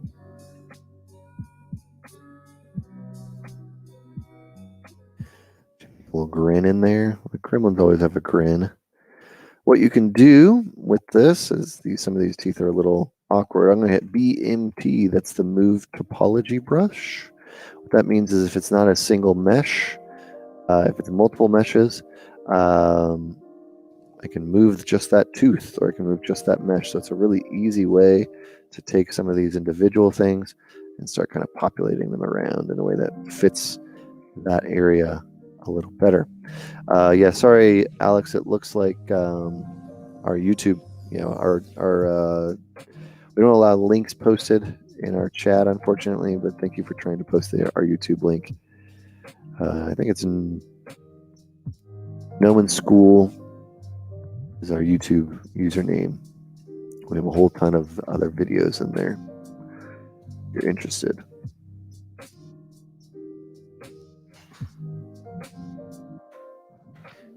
Start populating some of these teeth back here. Also use our ghost mode. Explore this, and we're not going to go crazy with these teeth, but you can see how much it adds to the general character of the character, the vibe of the character quite a bit. So something I can do is I can also just mask everything else off and just keep dragging these. Easy way to do this, because now we know that we have our Move Topology brush, is I can just create several of those, maybe a couple different types over here. Just masking it off, holding down Control and dragging.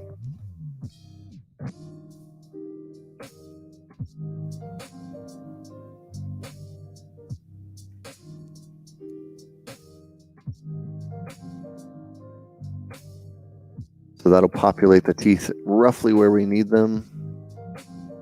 You see they're not necessarily in the right place, which is okay. We can also see if I can get this selection right in one shot. Whoa.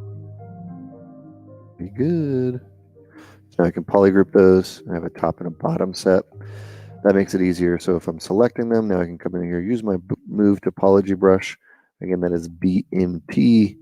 And start moving these around, tweaking some, sculpting some, making them smaller, making them bigger as far as how much they're jutting through. It's a little easier in general. That way they don't feel like they're all just repetitions of the same thing, because they're not.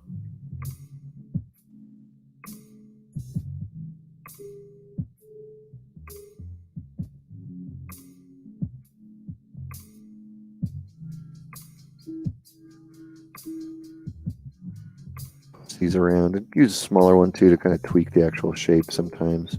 Smooth, and you can do smooth based on topology as well in your auto masking palette. That's where we did the back face masking earlier. Interesting to you.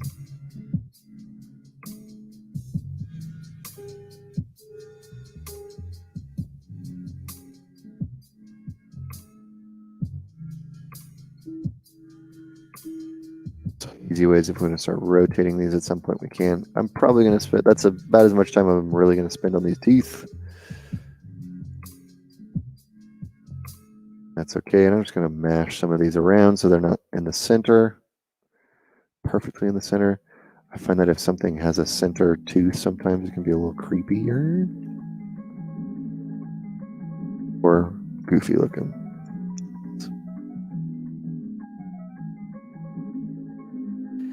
Take some of these teeth and change the angle of them.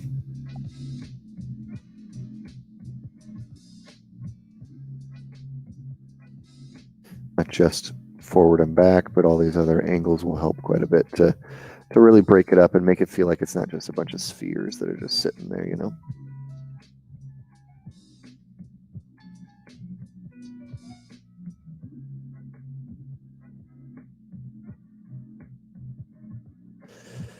All right, let's see.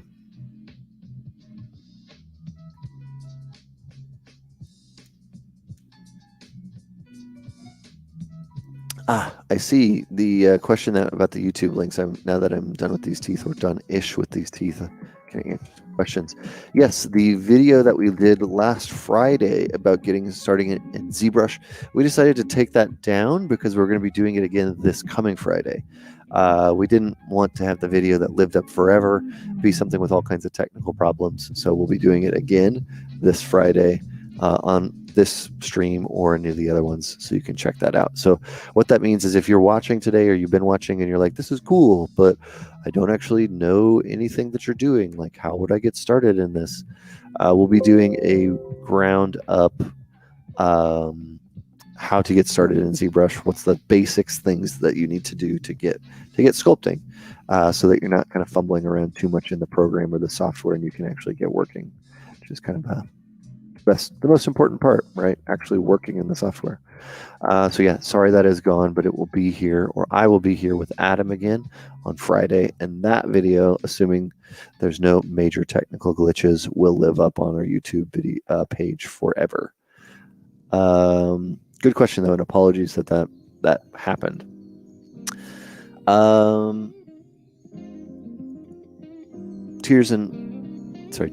Teeth and ears, composition overall, the bulge, carpenter eyes, what's it going to be? It's kind of like a gremlin. That's kind of what we're going with today, this kind of piranha gremlin imp thing, and what we resolved on. What is your model export process for quality rendering? Do you export multi-million polys from ZBrush, or do you decimate and add higher subdiv later? That is a really good question. It depends on what the goal is. For myself, I often will render things in Keyshot or just straight out of ZBrush, and then I'm going to be rendering in the multi-millions of polygons. If you're going to be rendering in Maya, often you'll have a lower resolution, and you'll be bringing in that detail with your bump maps, your normal maps, your texture maps, your displacement maps, which is kind of how that will work. So yeah, it's a little different, just depends on your process. Do I have any references? If so, what? The only reference that I got halfway into this one, so we were kind of there, was a gremlin. So you're going to see some of that similarities there, but slightly different overall shapes, but definitely inspired by the gremlin. Let's see what kind of questions we got. got a question that says, I've been dipping in and out of ZBrush over the past few years, and there's been very few works I've been happy enough to stay dedicated to. What tip? But that tip to quit smoothing has brought a lot of enjoyment back to the sculpting process. Thank you very much. Oh, no problem. It's a tip that I have found be incredibly useful for me, because it's something I really struggled with for a really, really long time. You know, trying to focus on making every step of the way look perfect. That just isn't possible. It just really isn't possible. And I think getting to the point where you can kind of accept that is going to be, I don't know what it is. It like removes this like mental block for me of like making it feel like it always has to be great. Every step has to be presentable, so that if somebody comes over and looks at my shoulder, or looks over my shoulder and looks at it, right, that they're going to be like, oh, that looks great right now, right? Like that's part of it for me, is like making that not happen, or not being worried about that happening. I'm just playing around with different matte caps right now. I'm going to turn on, just because to change the vibe a little bit, I'm going to just change, add some wax preview. All that really does is you'll see it be a little warmer. Kind of gives it like an SSS style quality to that. So we're going to sculpt on this.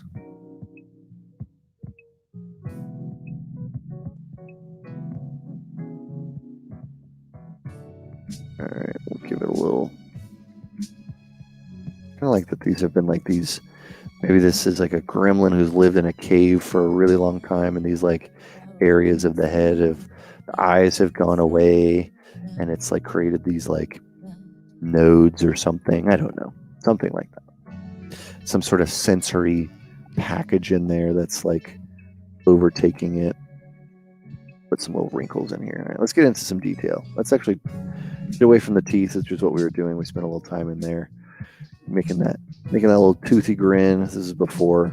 This is even more before where we're at now. So this is where we started, or the first steps of what we started on, getting to here, and now we adjusted our proportions and we're adding some deets.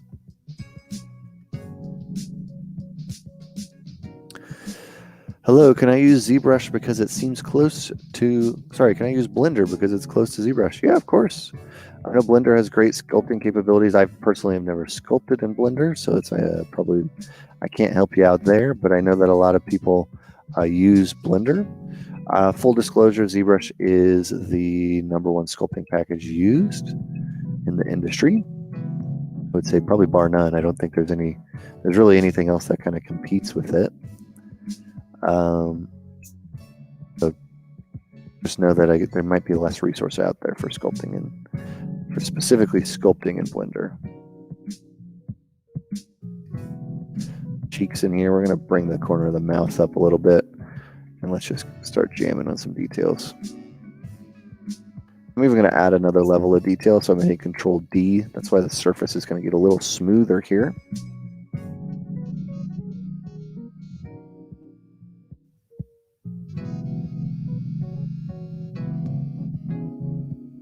You always watch while doing homework or something. Good. I'm glad. Do that homework. I'm happy to be an accountability partner for that. Sometimes it's nice to just have somebody there, you know, when you're working on something.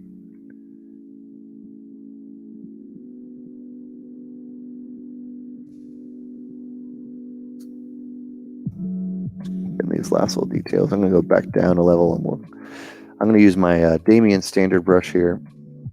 These biceps have gotten kind of like saggy, for lack of a better term. So I'm going to adjust that.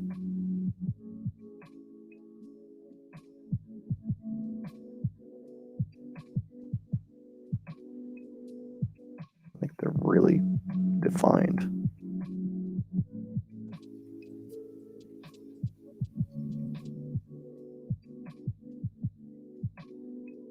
Yeah, the eyes are disturbing. That is somewhat intentional. I mean, I could do, you know, eyes. Oh, look, there we go. Goggles. That's for sure a gremlin.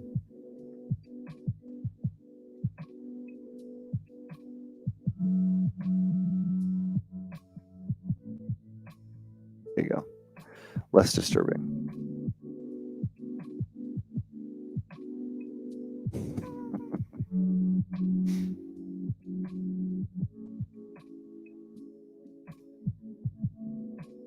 likely do this to it soon, but we'll leave it with the goggles for now. Let's get some of this in, tie in some of this. I'm going to keep using my clay buildup brush at a relatively light pressure. I'm not going in crazy hard to add details in here. That's not really what I'm trying to do, but I'm using a light pressure on this brush. Get some of that texture, but just generally I'm using it as kind of an all-purpose carving and additive brush.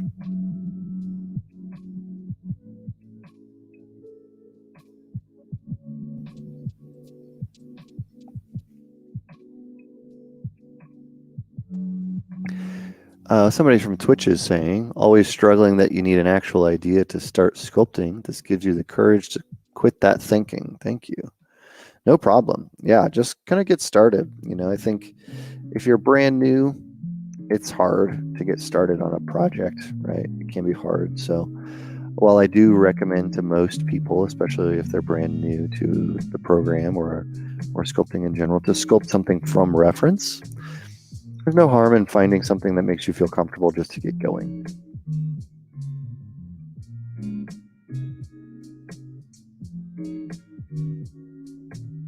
The reason I recommend people to start from reference, by the way, is because it's a little bit easier to make sure you're learning something. Meaning, I can sculpt this and just be in my comfort zone, potentially, and whatever comes out is what comes out.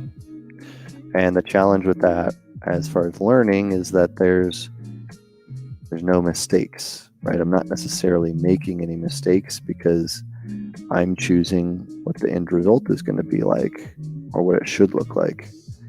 And that's why I recommend, if you're brand new and you're beginners, to sculpt from something and try to make something from reference, because there's no leeway at that point.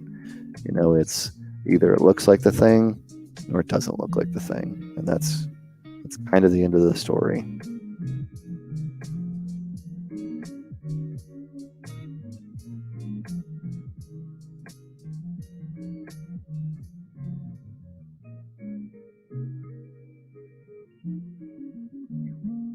Somebody says, whenever I am sculpting faces, I use base meshes. Is that okay, or is that cheating?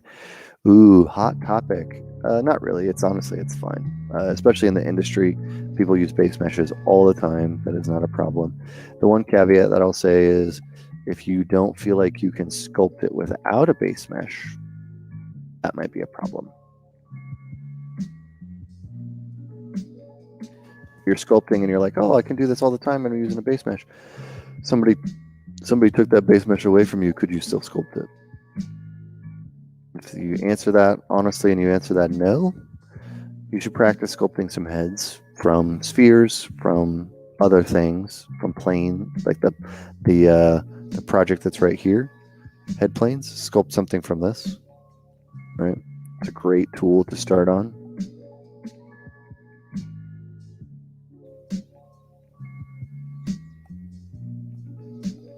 But no, it's not cheating.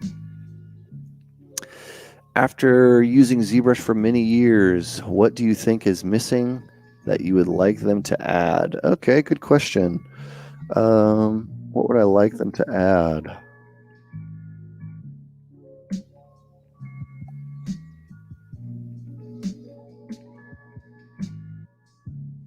I think the biggest thing that I struggle with ZBrush, or wanting them to add, is camera. I've attempted to do some interior shots with ZBrush, and the perspective tools are just not there to do a full illustration, for me at least, using ZBrush. Something, for me at least, that would be their camera tool.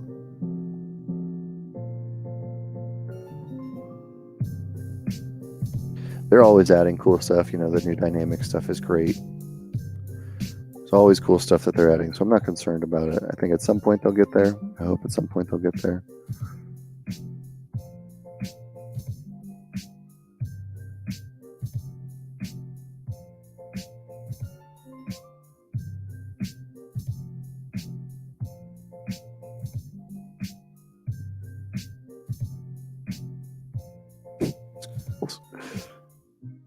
definitely a very different vibe with the goggles.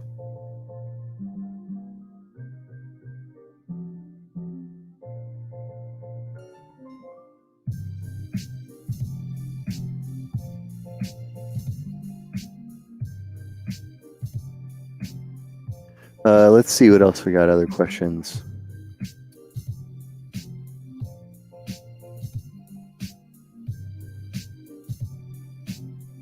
Yeah, people are saying rigging tools. Rigging tools would be cool. Simulation tools, fire simulation, dynamics would be cool. Got a question from Twitch. When would you recommend posing your character, since you might lose some details when moving the mesh? It really depends. If you're going to be doing something, like this, or it's a very, well, not like this. If it's something that's really high detailed, right? You got a lot of detail, a lot of subtools near the end or at the very, very end, and then you would likely just have to resculpt the areas that need it. Right, that's probably it. At the very end, I think.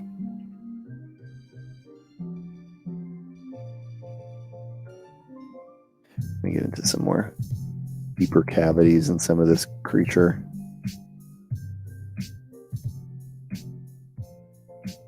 And one of the things I wanted to kind of point out is I had been using the clay brush, and as I go up, it creates this surface that actually, when you begin to smooth that surface, feels like a relatively natural skin texture. Not like the surface texture, but that skin isn't this perfectly smooth thing.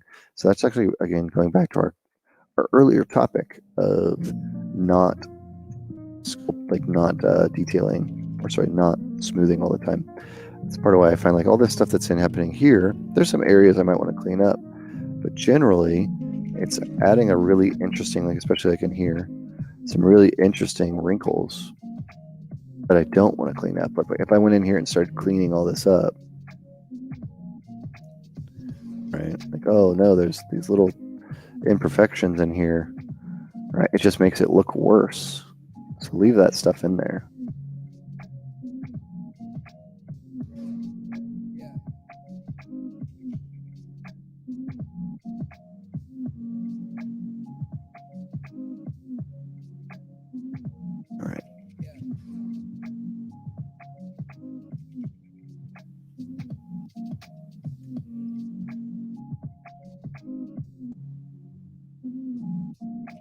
I'll try to be a little looser with my details, even at this point. This is about 230,000 polys.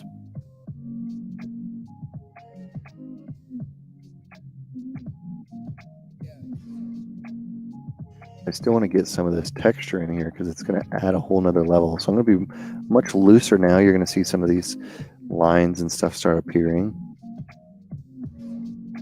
I work on the surface of this character. And before I do that, I'm just going to save this as yet another version. We got a couple questions. It looks like somebody is saying, "Hi Josh, how far in the raw sculpt do you take forms before retopologizing and adding finer details, secondary folds, wrinkles?" That's a great question. With this sculpt, the style we use today, we retopologized pretty early. So we had started with this, meaning we used these big, chunky shapes that we started putting together, and then we ended up Dynameshing those together. And then a future one, basically where we used ZRemesher to ZRemesh it. So before I got into any of these details, I spent time getting it together, Dynameshing it, and then ZRemeshing it to better topology. Hopefully that answers your question. How much do I need sculpting in low poly? You personally think it's much easier in high poly? I think the challenge you're going to run into in high poly is the control of the form, meaning how lumpy is a form and how planar are your forms. Are they reading from a distance? It's much, much, much easier to get that all under control at a lower polygon rate because there's just less information there to control. I guess it's up to you. It's up to individual preference. I always just especially recommend to people who are still kind of picking it up or learning, stay low if possible.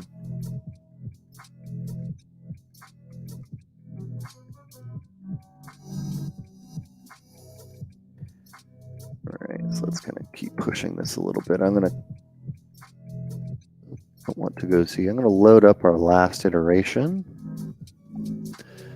That was when we were doing the teeth. Yes. So you can see where we are now and some of the anatomy that we've been putting in here, some of the details that we're beginning to add. And just now we're starting to flesh out the character a little further. Have you ever tried modeling characters, or do I always sculpt? Yes, actually, I have a pretty extensive portfolio of modeling characters. I prefer sculpting on streams because it's more interactive. I think it's more interesting for people to view. But this is my portfolio of characters that I have worked on.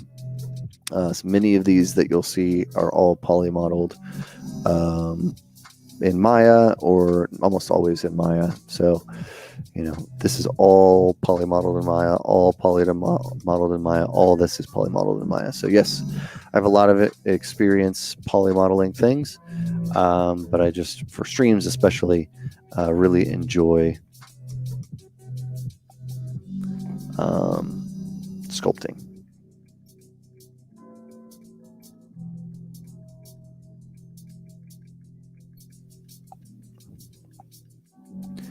You prepared dinner and the sculpt got so much different. Yeah, it's definitely gone more creaturey and less cute. At the beginning it was kind of cute, and now it's kind of transitioned into not cute, or at least not as cute, which is fine. Okay.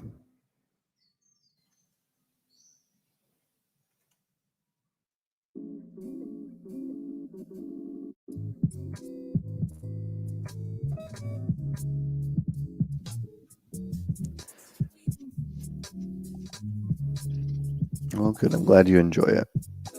I like him as well. Sometimes when I'm making creatures like this, it's going to be embarrassing, but it's not like it's going to live on the internet forever. I'll often make sound effects as I'm working. I try not to do it on stream too often because I don't want to seem like I'm crazy. But, you know, imagining like kind of getting into the character is really helpful. Like acting like the character, pretending you're the character. You know, it's much like method, I guess. Like, you know, you want to be the character and understand who they are. So if you are, you know, like, what does this character sound like? Like, start making like little noises as like what this creature would do or what they would sound like. You know, kind of that thing. Was I an Avengers fan? I was an Avengers fan. I was a big Marvel fan. I actually have a tattoo sleeve down here with a couple Marvel characters on it, mostly Spider-Man and Daredevil. But yeah, I was a big Avengers fan before I worked on the movies.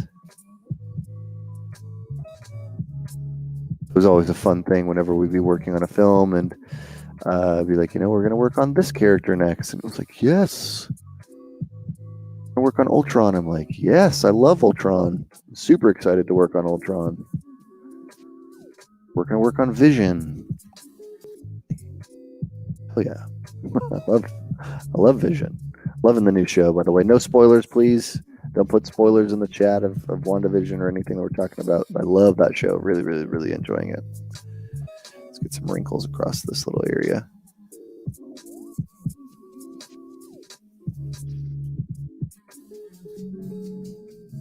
Before I worked on the movies, I mean, I think the question was just they were asking, was I a fan? I was a fan before, and I'm still a fan. I actually like, in some ways, I like not working there more, meaning I can enjoy the projects because I really love the films.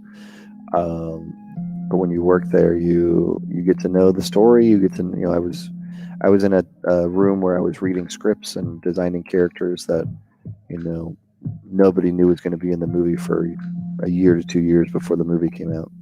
So now I get to enjoy them as a fan, and I get to enjoy that experience of being an unknown, like not knowing what's going to happen and not knowing what the next movies are going to be, and that's a really fun change where now I don't have to pretend like I don't know what's happening all the time.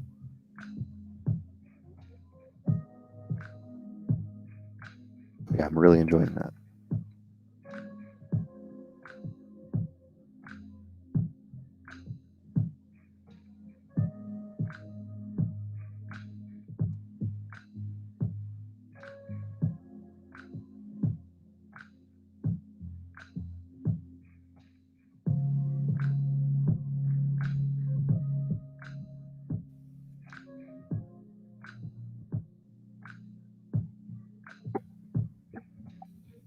Yeah, animators do that, like the noises and stuff all the time. I know a lot of concept artists. I know a lot of modelers. I know a lot of people that when they're working will make noises. It's shockingly common, I think. You gotta enjoy it. You gotta have fun. You're having fun while you're doing it.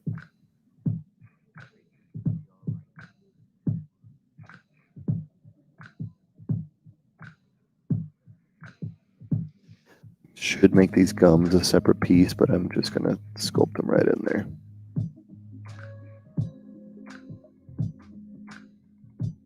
Just be easier to control is why.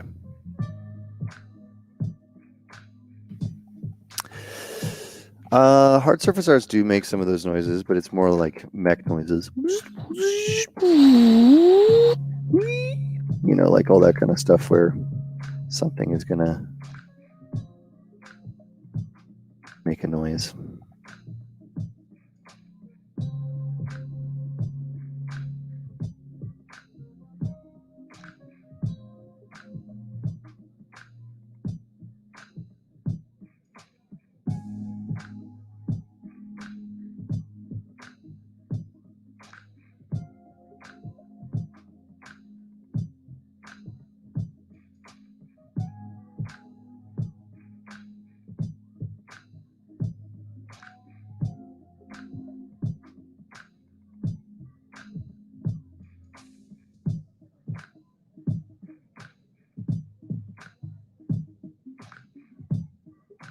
We got about a half an hour left.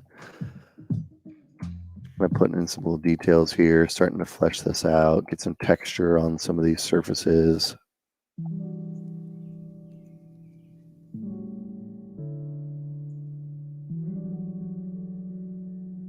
I like sculpting and I like making all types of characters. You know, creatures are fun to me because they're just, I can kind of just zen out and escape and just make something and whatever appears. Sometimes I'll have an intent, you know, I want to make X, right? Today we're going to make this type of creature, especially if you're working on a job or something. But they're always one that I could just like exploring them.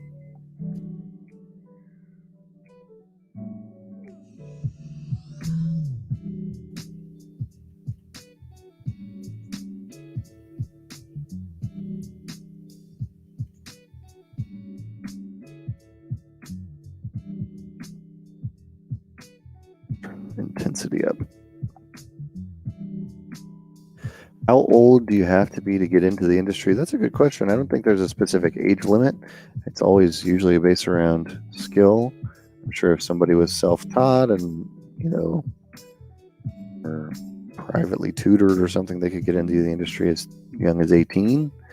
That's very likely just because, you know, I think in the US, I don't know if minors would be allowed to work full-time at a studio or something. Probably some sort of a regulation that I'm not aware of.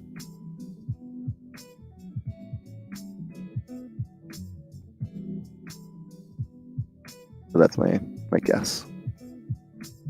Is that the default material you are using? No, this is a material from an artist on Zebra Central named Zebro.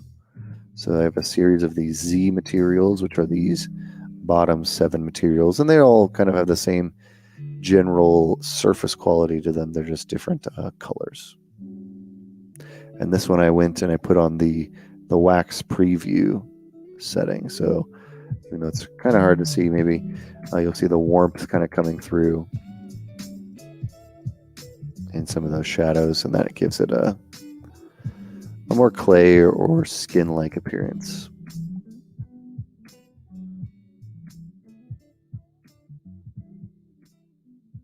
Don't you usually stream on Fridays? We do stream on Fridays.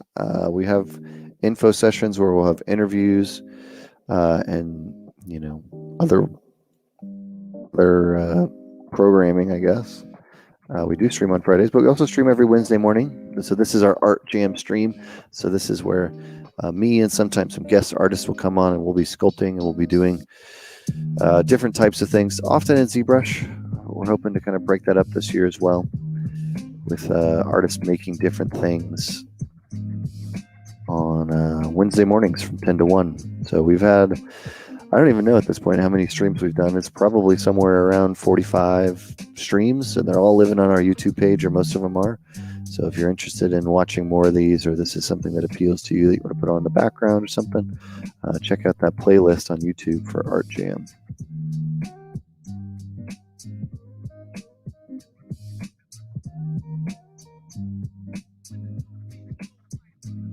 I will block out these collarbones.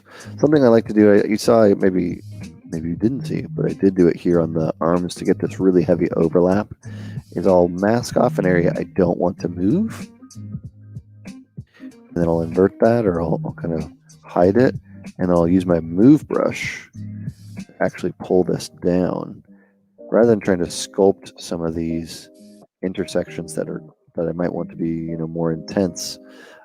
It's a really good way to kind of break that up.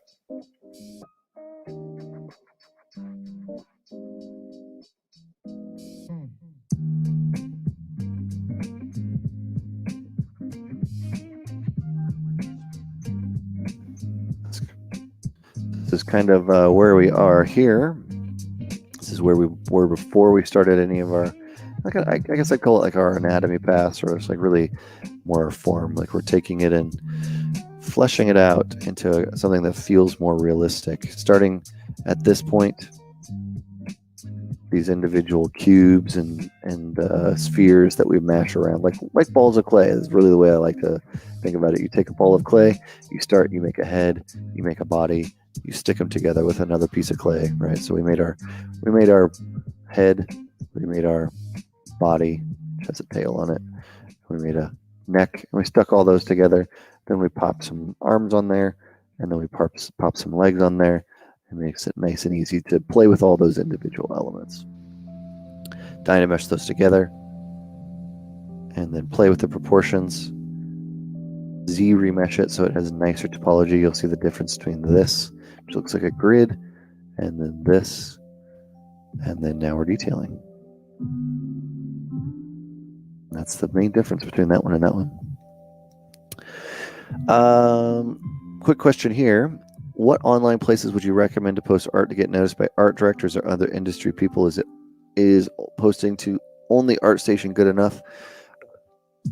Good question. I would say ArtStation is a requirement.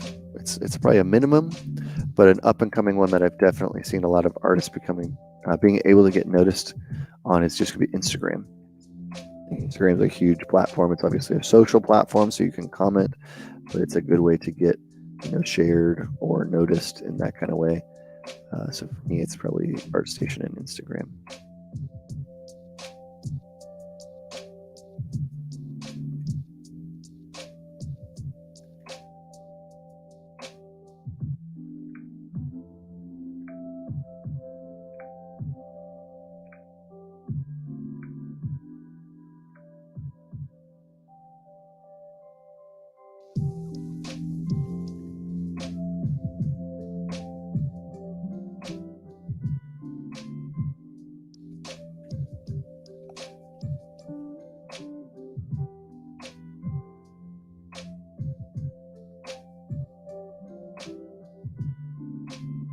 Little tiny details in there. Not really sure what they're going to be, or if they even are going to stay, but they're there.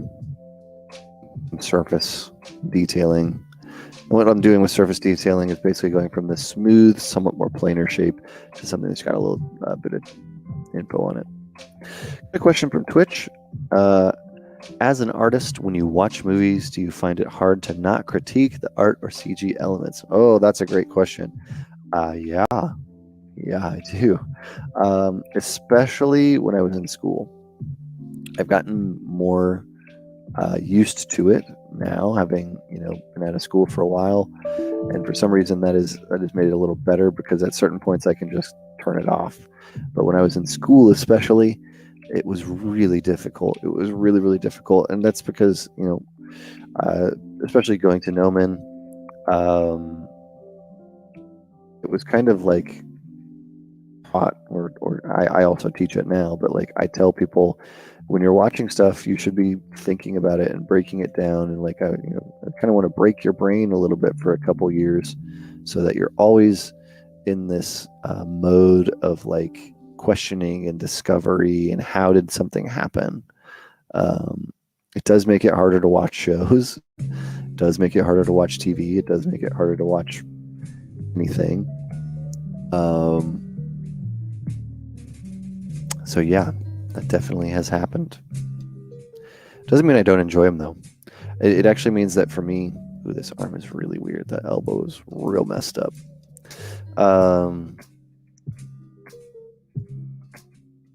What it means to me is that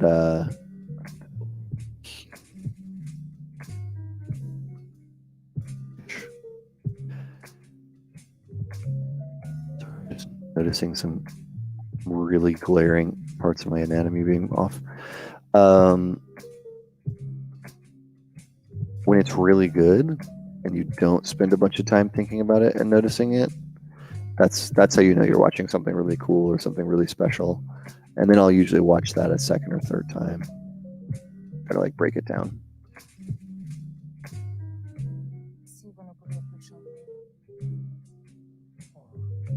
I think it's definitely turned into a little meatball, a little muscle creature. That wasn't my intention starting this thing.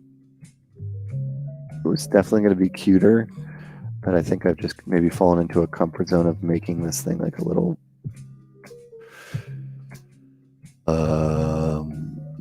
muscly monster, I guess. I don't know.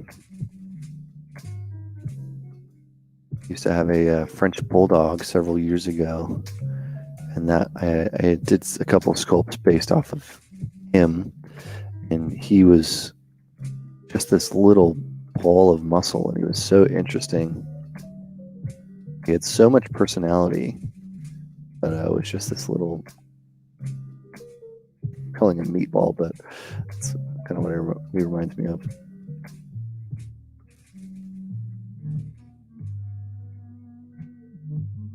Let's get some hands. Let's get some legs in here real quick. We're just going to cover this with some texture. Schwarzer Gremlin, yes.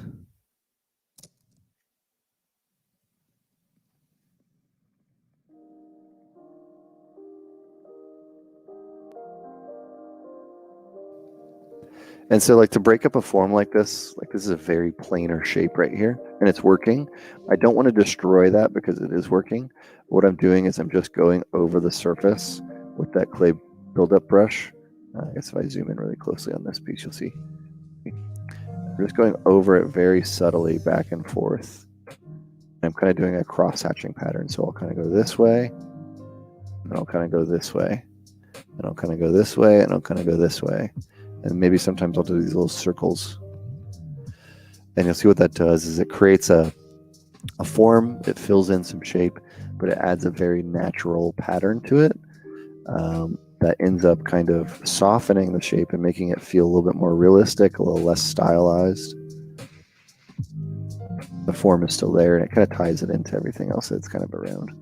And then I'll often kind of do strokes that go with the anatomy. So you're seeing that especially here, like I'm going down the arm, right, to make these strokes go down the arm, but I'm doing that very lightly as well, building up the form slowly in those areas. Or here I might go kind of two directions, like this direction.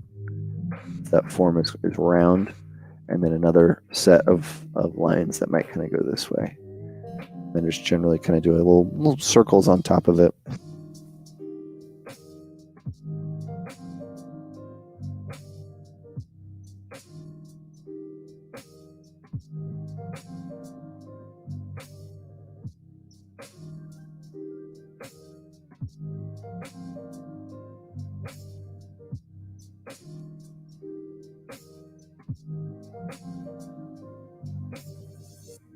I'm kind of enjoying adding some of these other elements where it's like there's these almost like a decorative element to it, like these little lines, but they are flowing with the form. A really interesting artist who does a lot of this type of work would be Martin Verhoeven.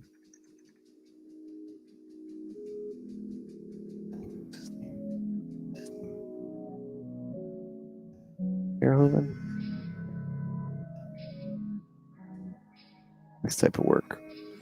To where there's a lot of detail in these shapes, like in all of this stuff. There's a ton of detail in his work, but it's very like organized and it follows the forms. Really beautiful, stunning work. Even on this type of thing, like look at all these shapes that are in here. They're intricate and they follow the form, but they definitely have their own designs on top of them. So I love this artist's work quite a bit. So maybe bringing in some of that reference of Martin's work here.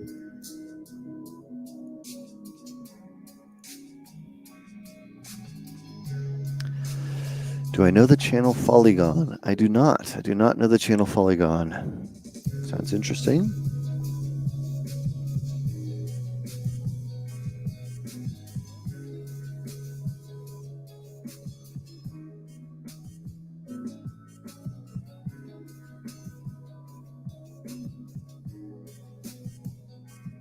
Some anatomy in this leg. There's a muscle that kind of runs down your leg this way. So assuming they are a biped of some sort, that muscle will exist. And then there's also your big tendons and muscles that go into your groin here. So trying to keep those in there, but also not make them a big focal point.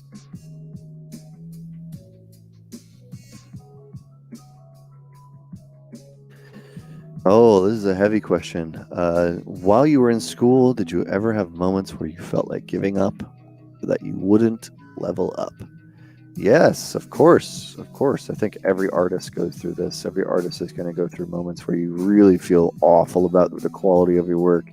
You're never able to really hit the level that you want. You see people around you, whether they're your instructors, the people on ArtStation and Instagram, or even your fellow students that are around you, and they're killing it. Something has clicked in them, right? And they're somehow now able to do things that they weren't weeks ago, months ago. And that if you're not hitting that point at the same time as them, it can be so depressing. It really can be. And that's a hard thing. It's a really hard thing to do. And questions are coming in from that. How did I fight that feeling as a beginner? That's really difficult. Just pushing through it. There's not a specific way that I've learned or that I did.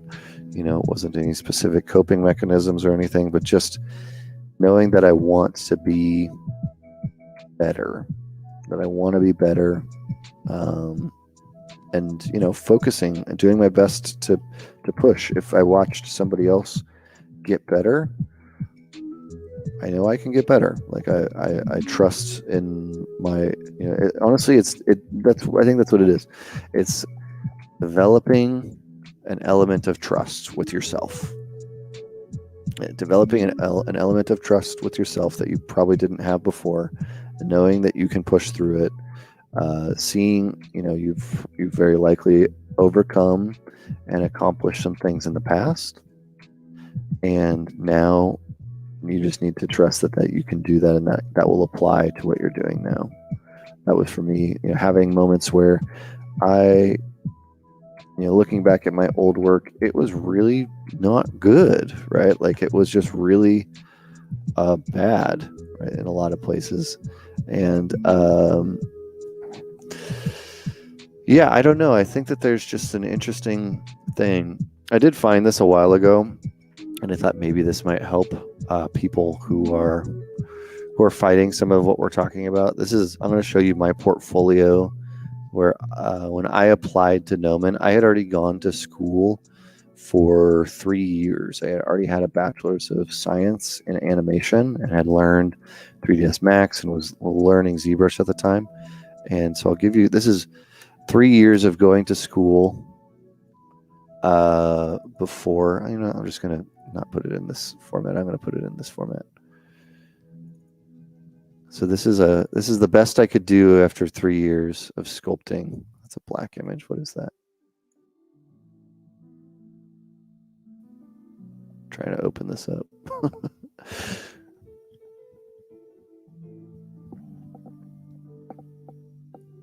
It seems like preview doesn't want to work today, which is always awesome.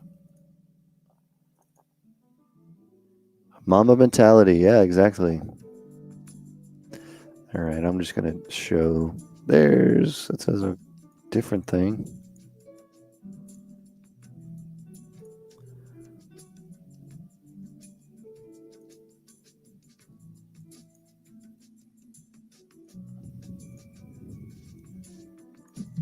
Sorry, everybody. Open with photos. Nope. See, it's like having trouble opening these photos. Open with, let's try something different. You know what, let's just do this the other way. Let's see if my thing is set up. I'll get this set up here in a second. But it's a really good question of, how you fight through the feelings of insecurity, imposter syndrome, all that. It can be a really big challenge to overcome some of this stuff because, sorry, I'm just going to hide my screen for a moment as I get this all set up. It can be a really big challenge. Like, it's really hard to push through all this stuff, and you see other people doing good, and having a good support system and really steeling yourself. Like you're seeing some of the chats here, having a good positive support system in the community around you that helps you through those times. Yep, being able to ask, and being willing to ask is a really important element. So when I had graduated my previous school, it was heavy on graphic design. So you're going to see a lot of graphic design stuff. Oops. Graphic design work here, right? Doing things for print, doing things for t-shirts and stuff like that. Doing Flash art. This was pixel art for Flash. This is the best. This raptor that I did in 3D probably took me 7 weeks figuring out how to texture it, how to sculpt it, and this is the best that I could do, best to present it. Doing some sketches. This is my portfolio again of when I was applying to Gnomon. This is Illustrator work, so a lot of the stuff I was doing was in Illustrator, doing sketches, working on some traditional clay sculpture. This, for example, people have asked about applying to Gnomon.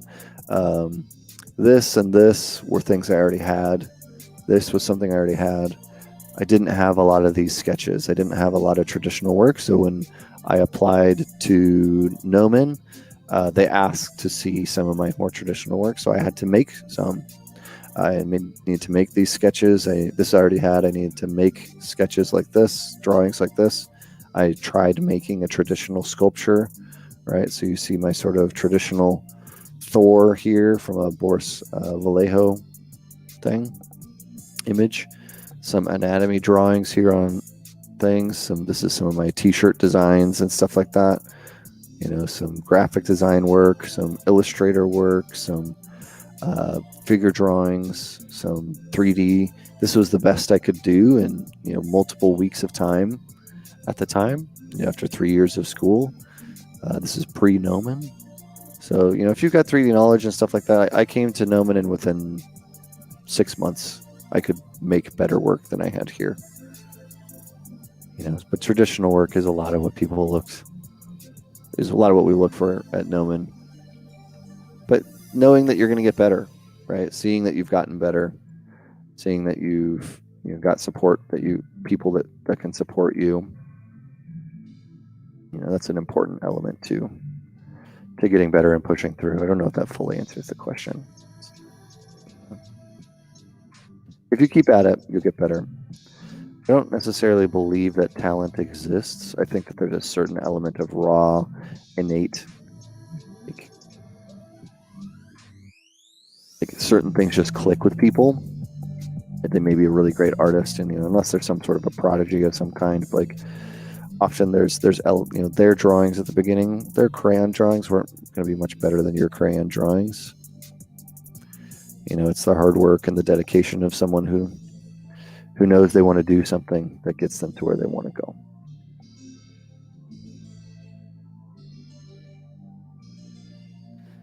Let's wrap this hand up. Just put some little details in here real quick. We got about 6 minutes left.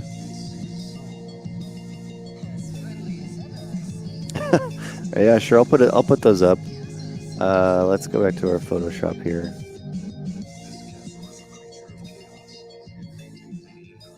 Oh, I don't like this song though. My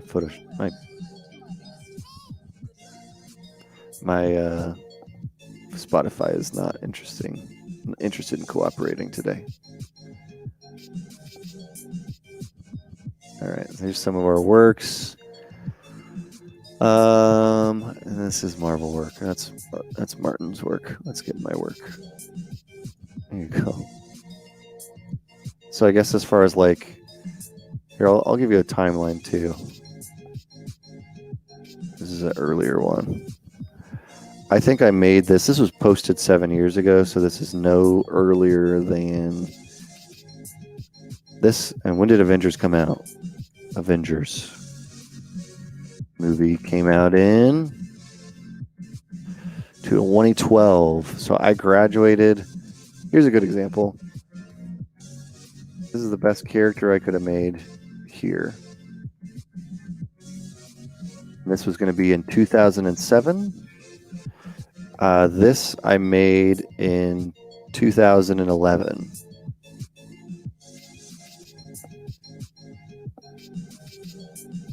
So this is 4 years of progress, 2 years of which of that was going to Gnomon.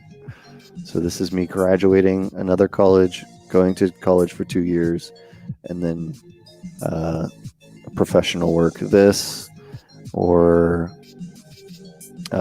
would be around the same time frame.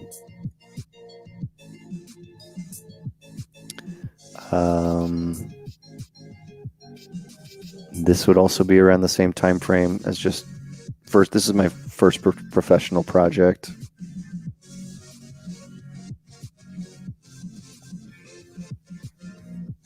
So huge leaps, and I think as you make small leaps, you see that where it's, it's like it's lots of little things. It's not one specific thing that's going to make it better than other things. It's just knowing that over time you will get better. You got to keep at it and find good people who can push you, who can help you a lot. Like this. These are all my first job were right at all these places. So yeah.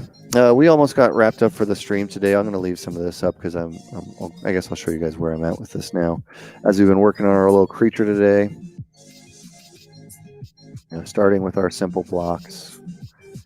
That's a good analogy for today, right? Starting with a simple block. Start with something simple and push it further and push it one step further. This, I have confidence that most everybody watching this stream could make a shape this simple. Right? You pull around a sphere, you make a shape. Could you make that 6 times? Probably. Yeah. Right? Then start mixing them together, turn them into one shape. I'll turn this music off or try. There we go. Can you start mixing them together adding your details. You know, even from this to this feels like a huge jump. We did that in 3 hours while talking, while looking at other stuff, right? It feels like it's a big jump, but it's really not. We'll do this so it's all the same color.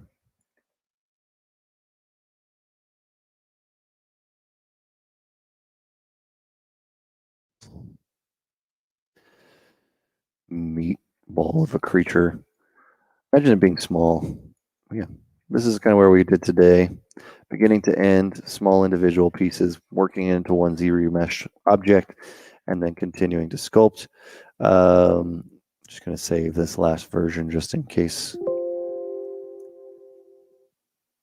But yeah, that's what we did today. And then again, kind of talking about before and afters and progression. All right, everybody. Thank you very much. Important piece of information. Next week, we'll have another special guest.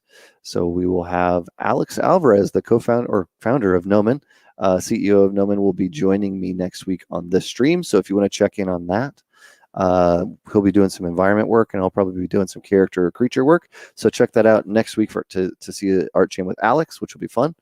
And then also this coming Friday, we're going to be having another session that we had kind of done, or we had some technical issues with last week, which was going to be a kind of ground up how to use ZBrush for somebody who's never used it before. So somebody, if you want to get started on, in ZBrush and you've never done it, I'm actually going to walk you through the process of going from the ground up with that. So this is our Friday flyer. It's on our social media if you want to take a look.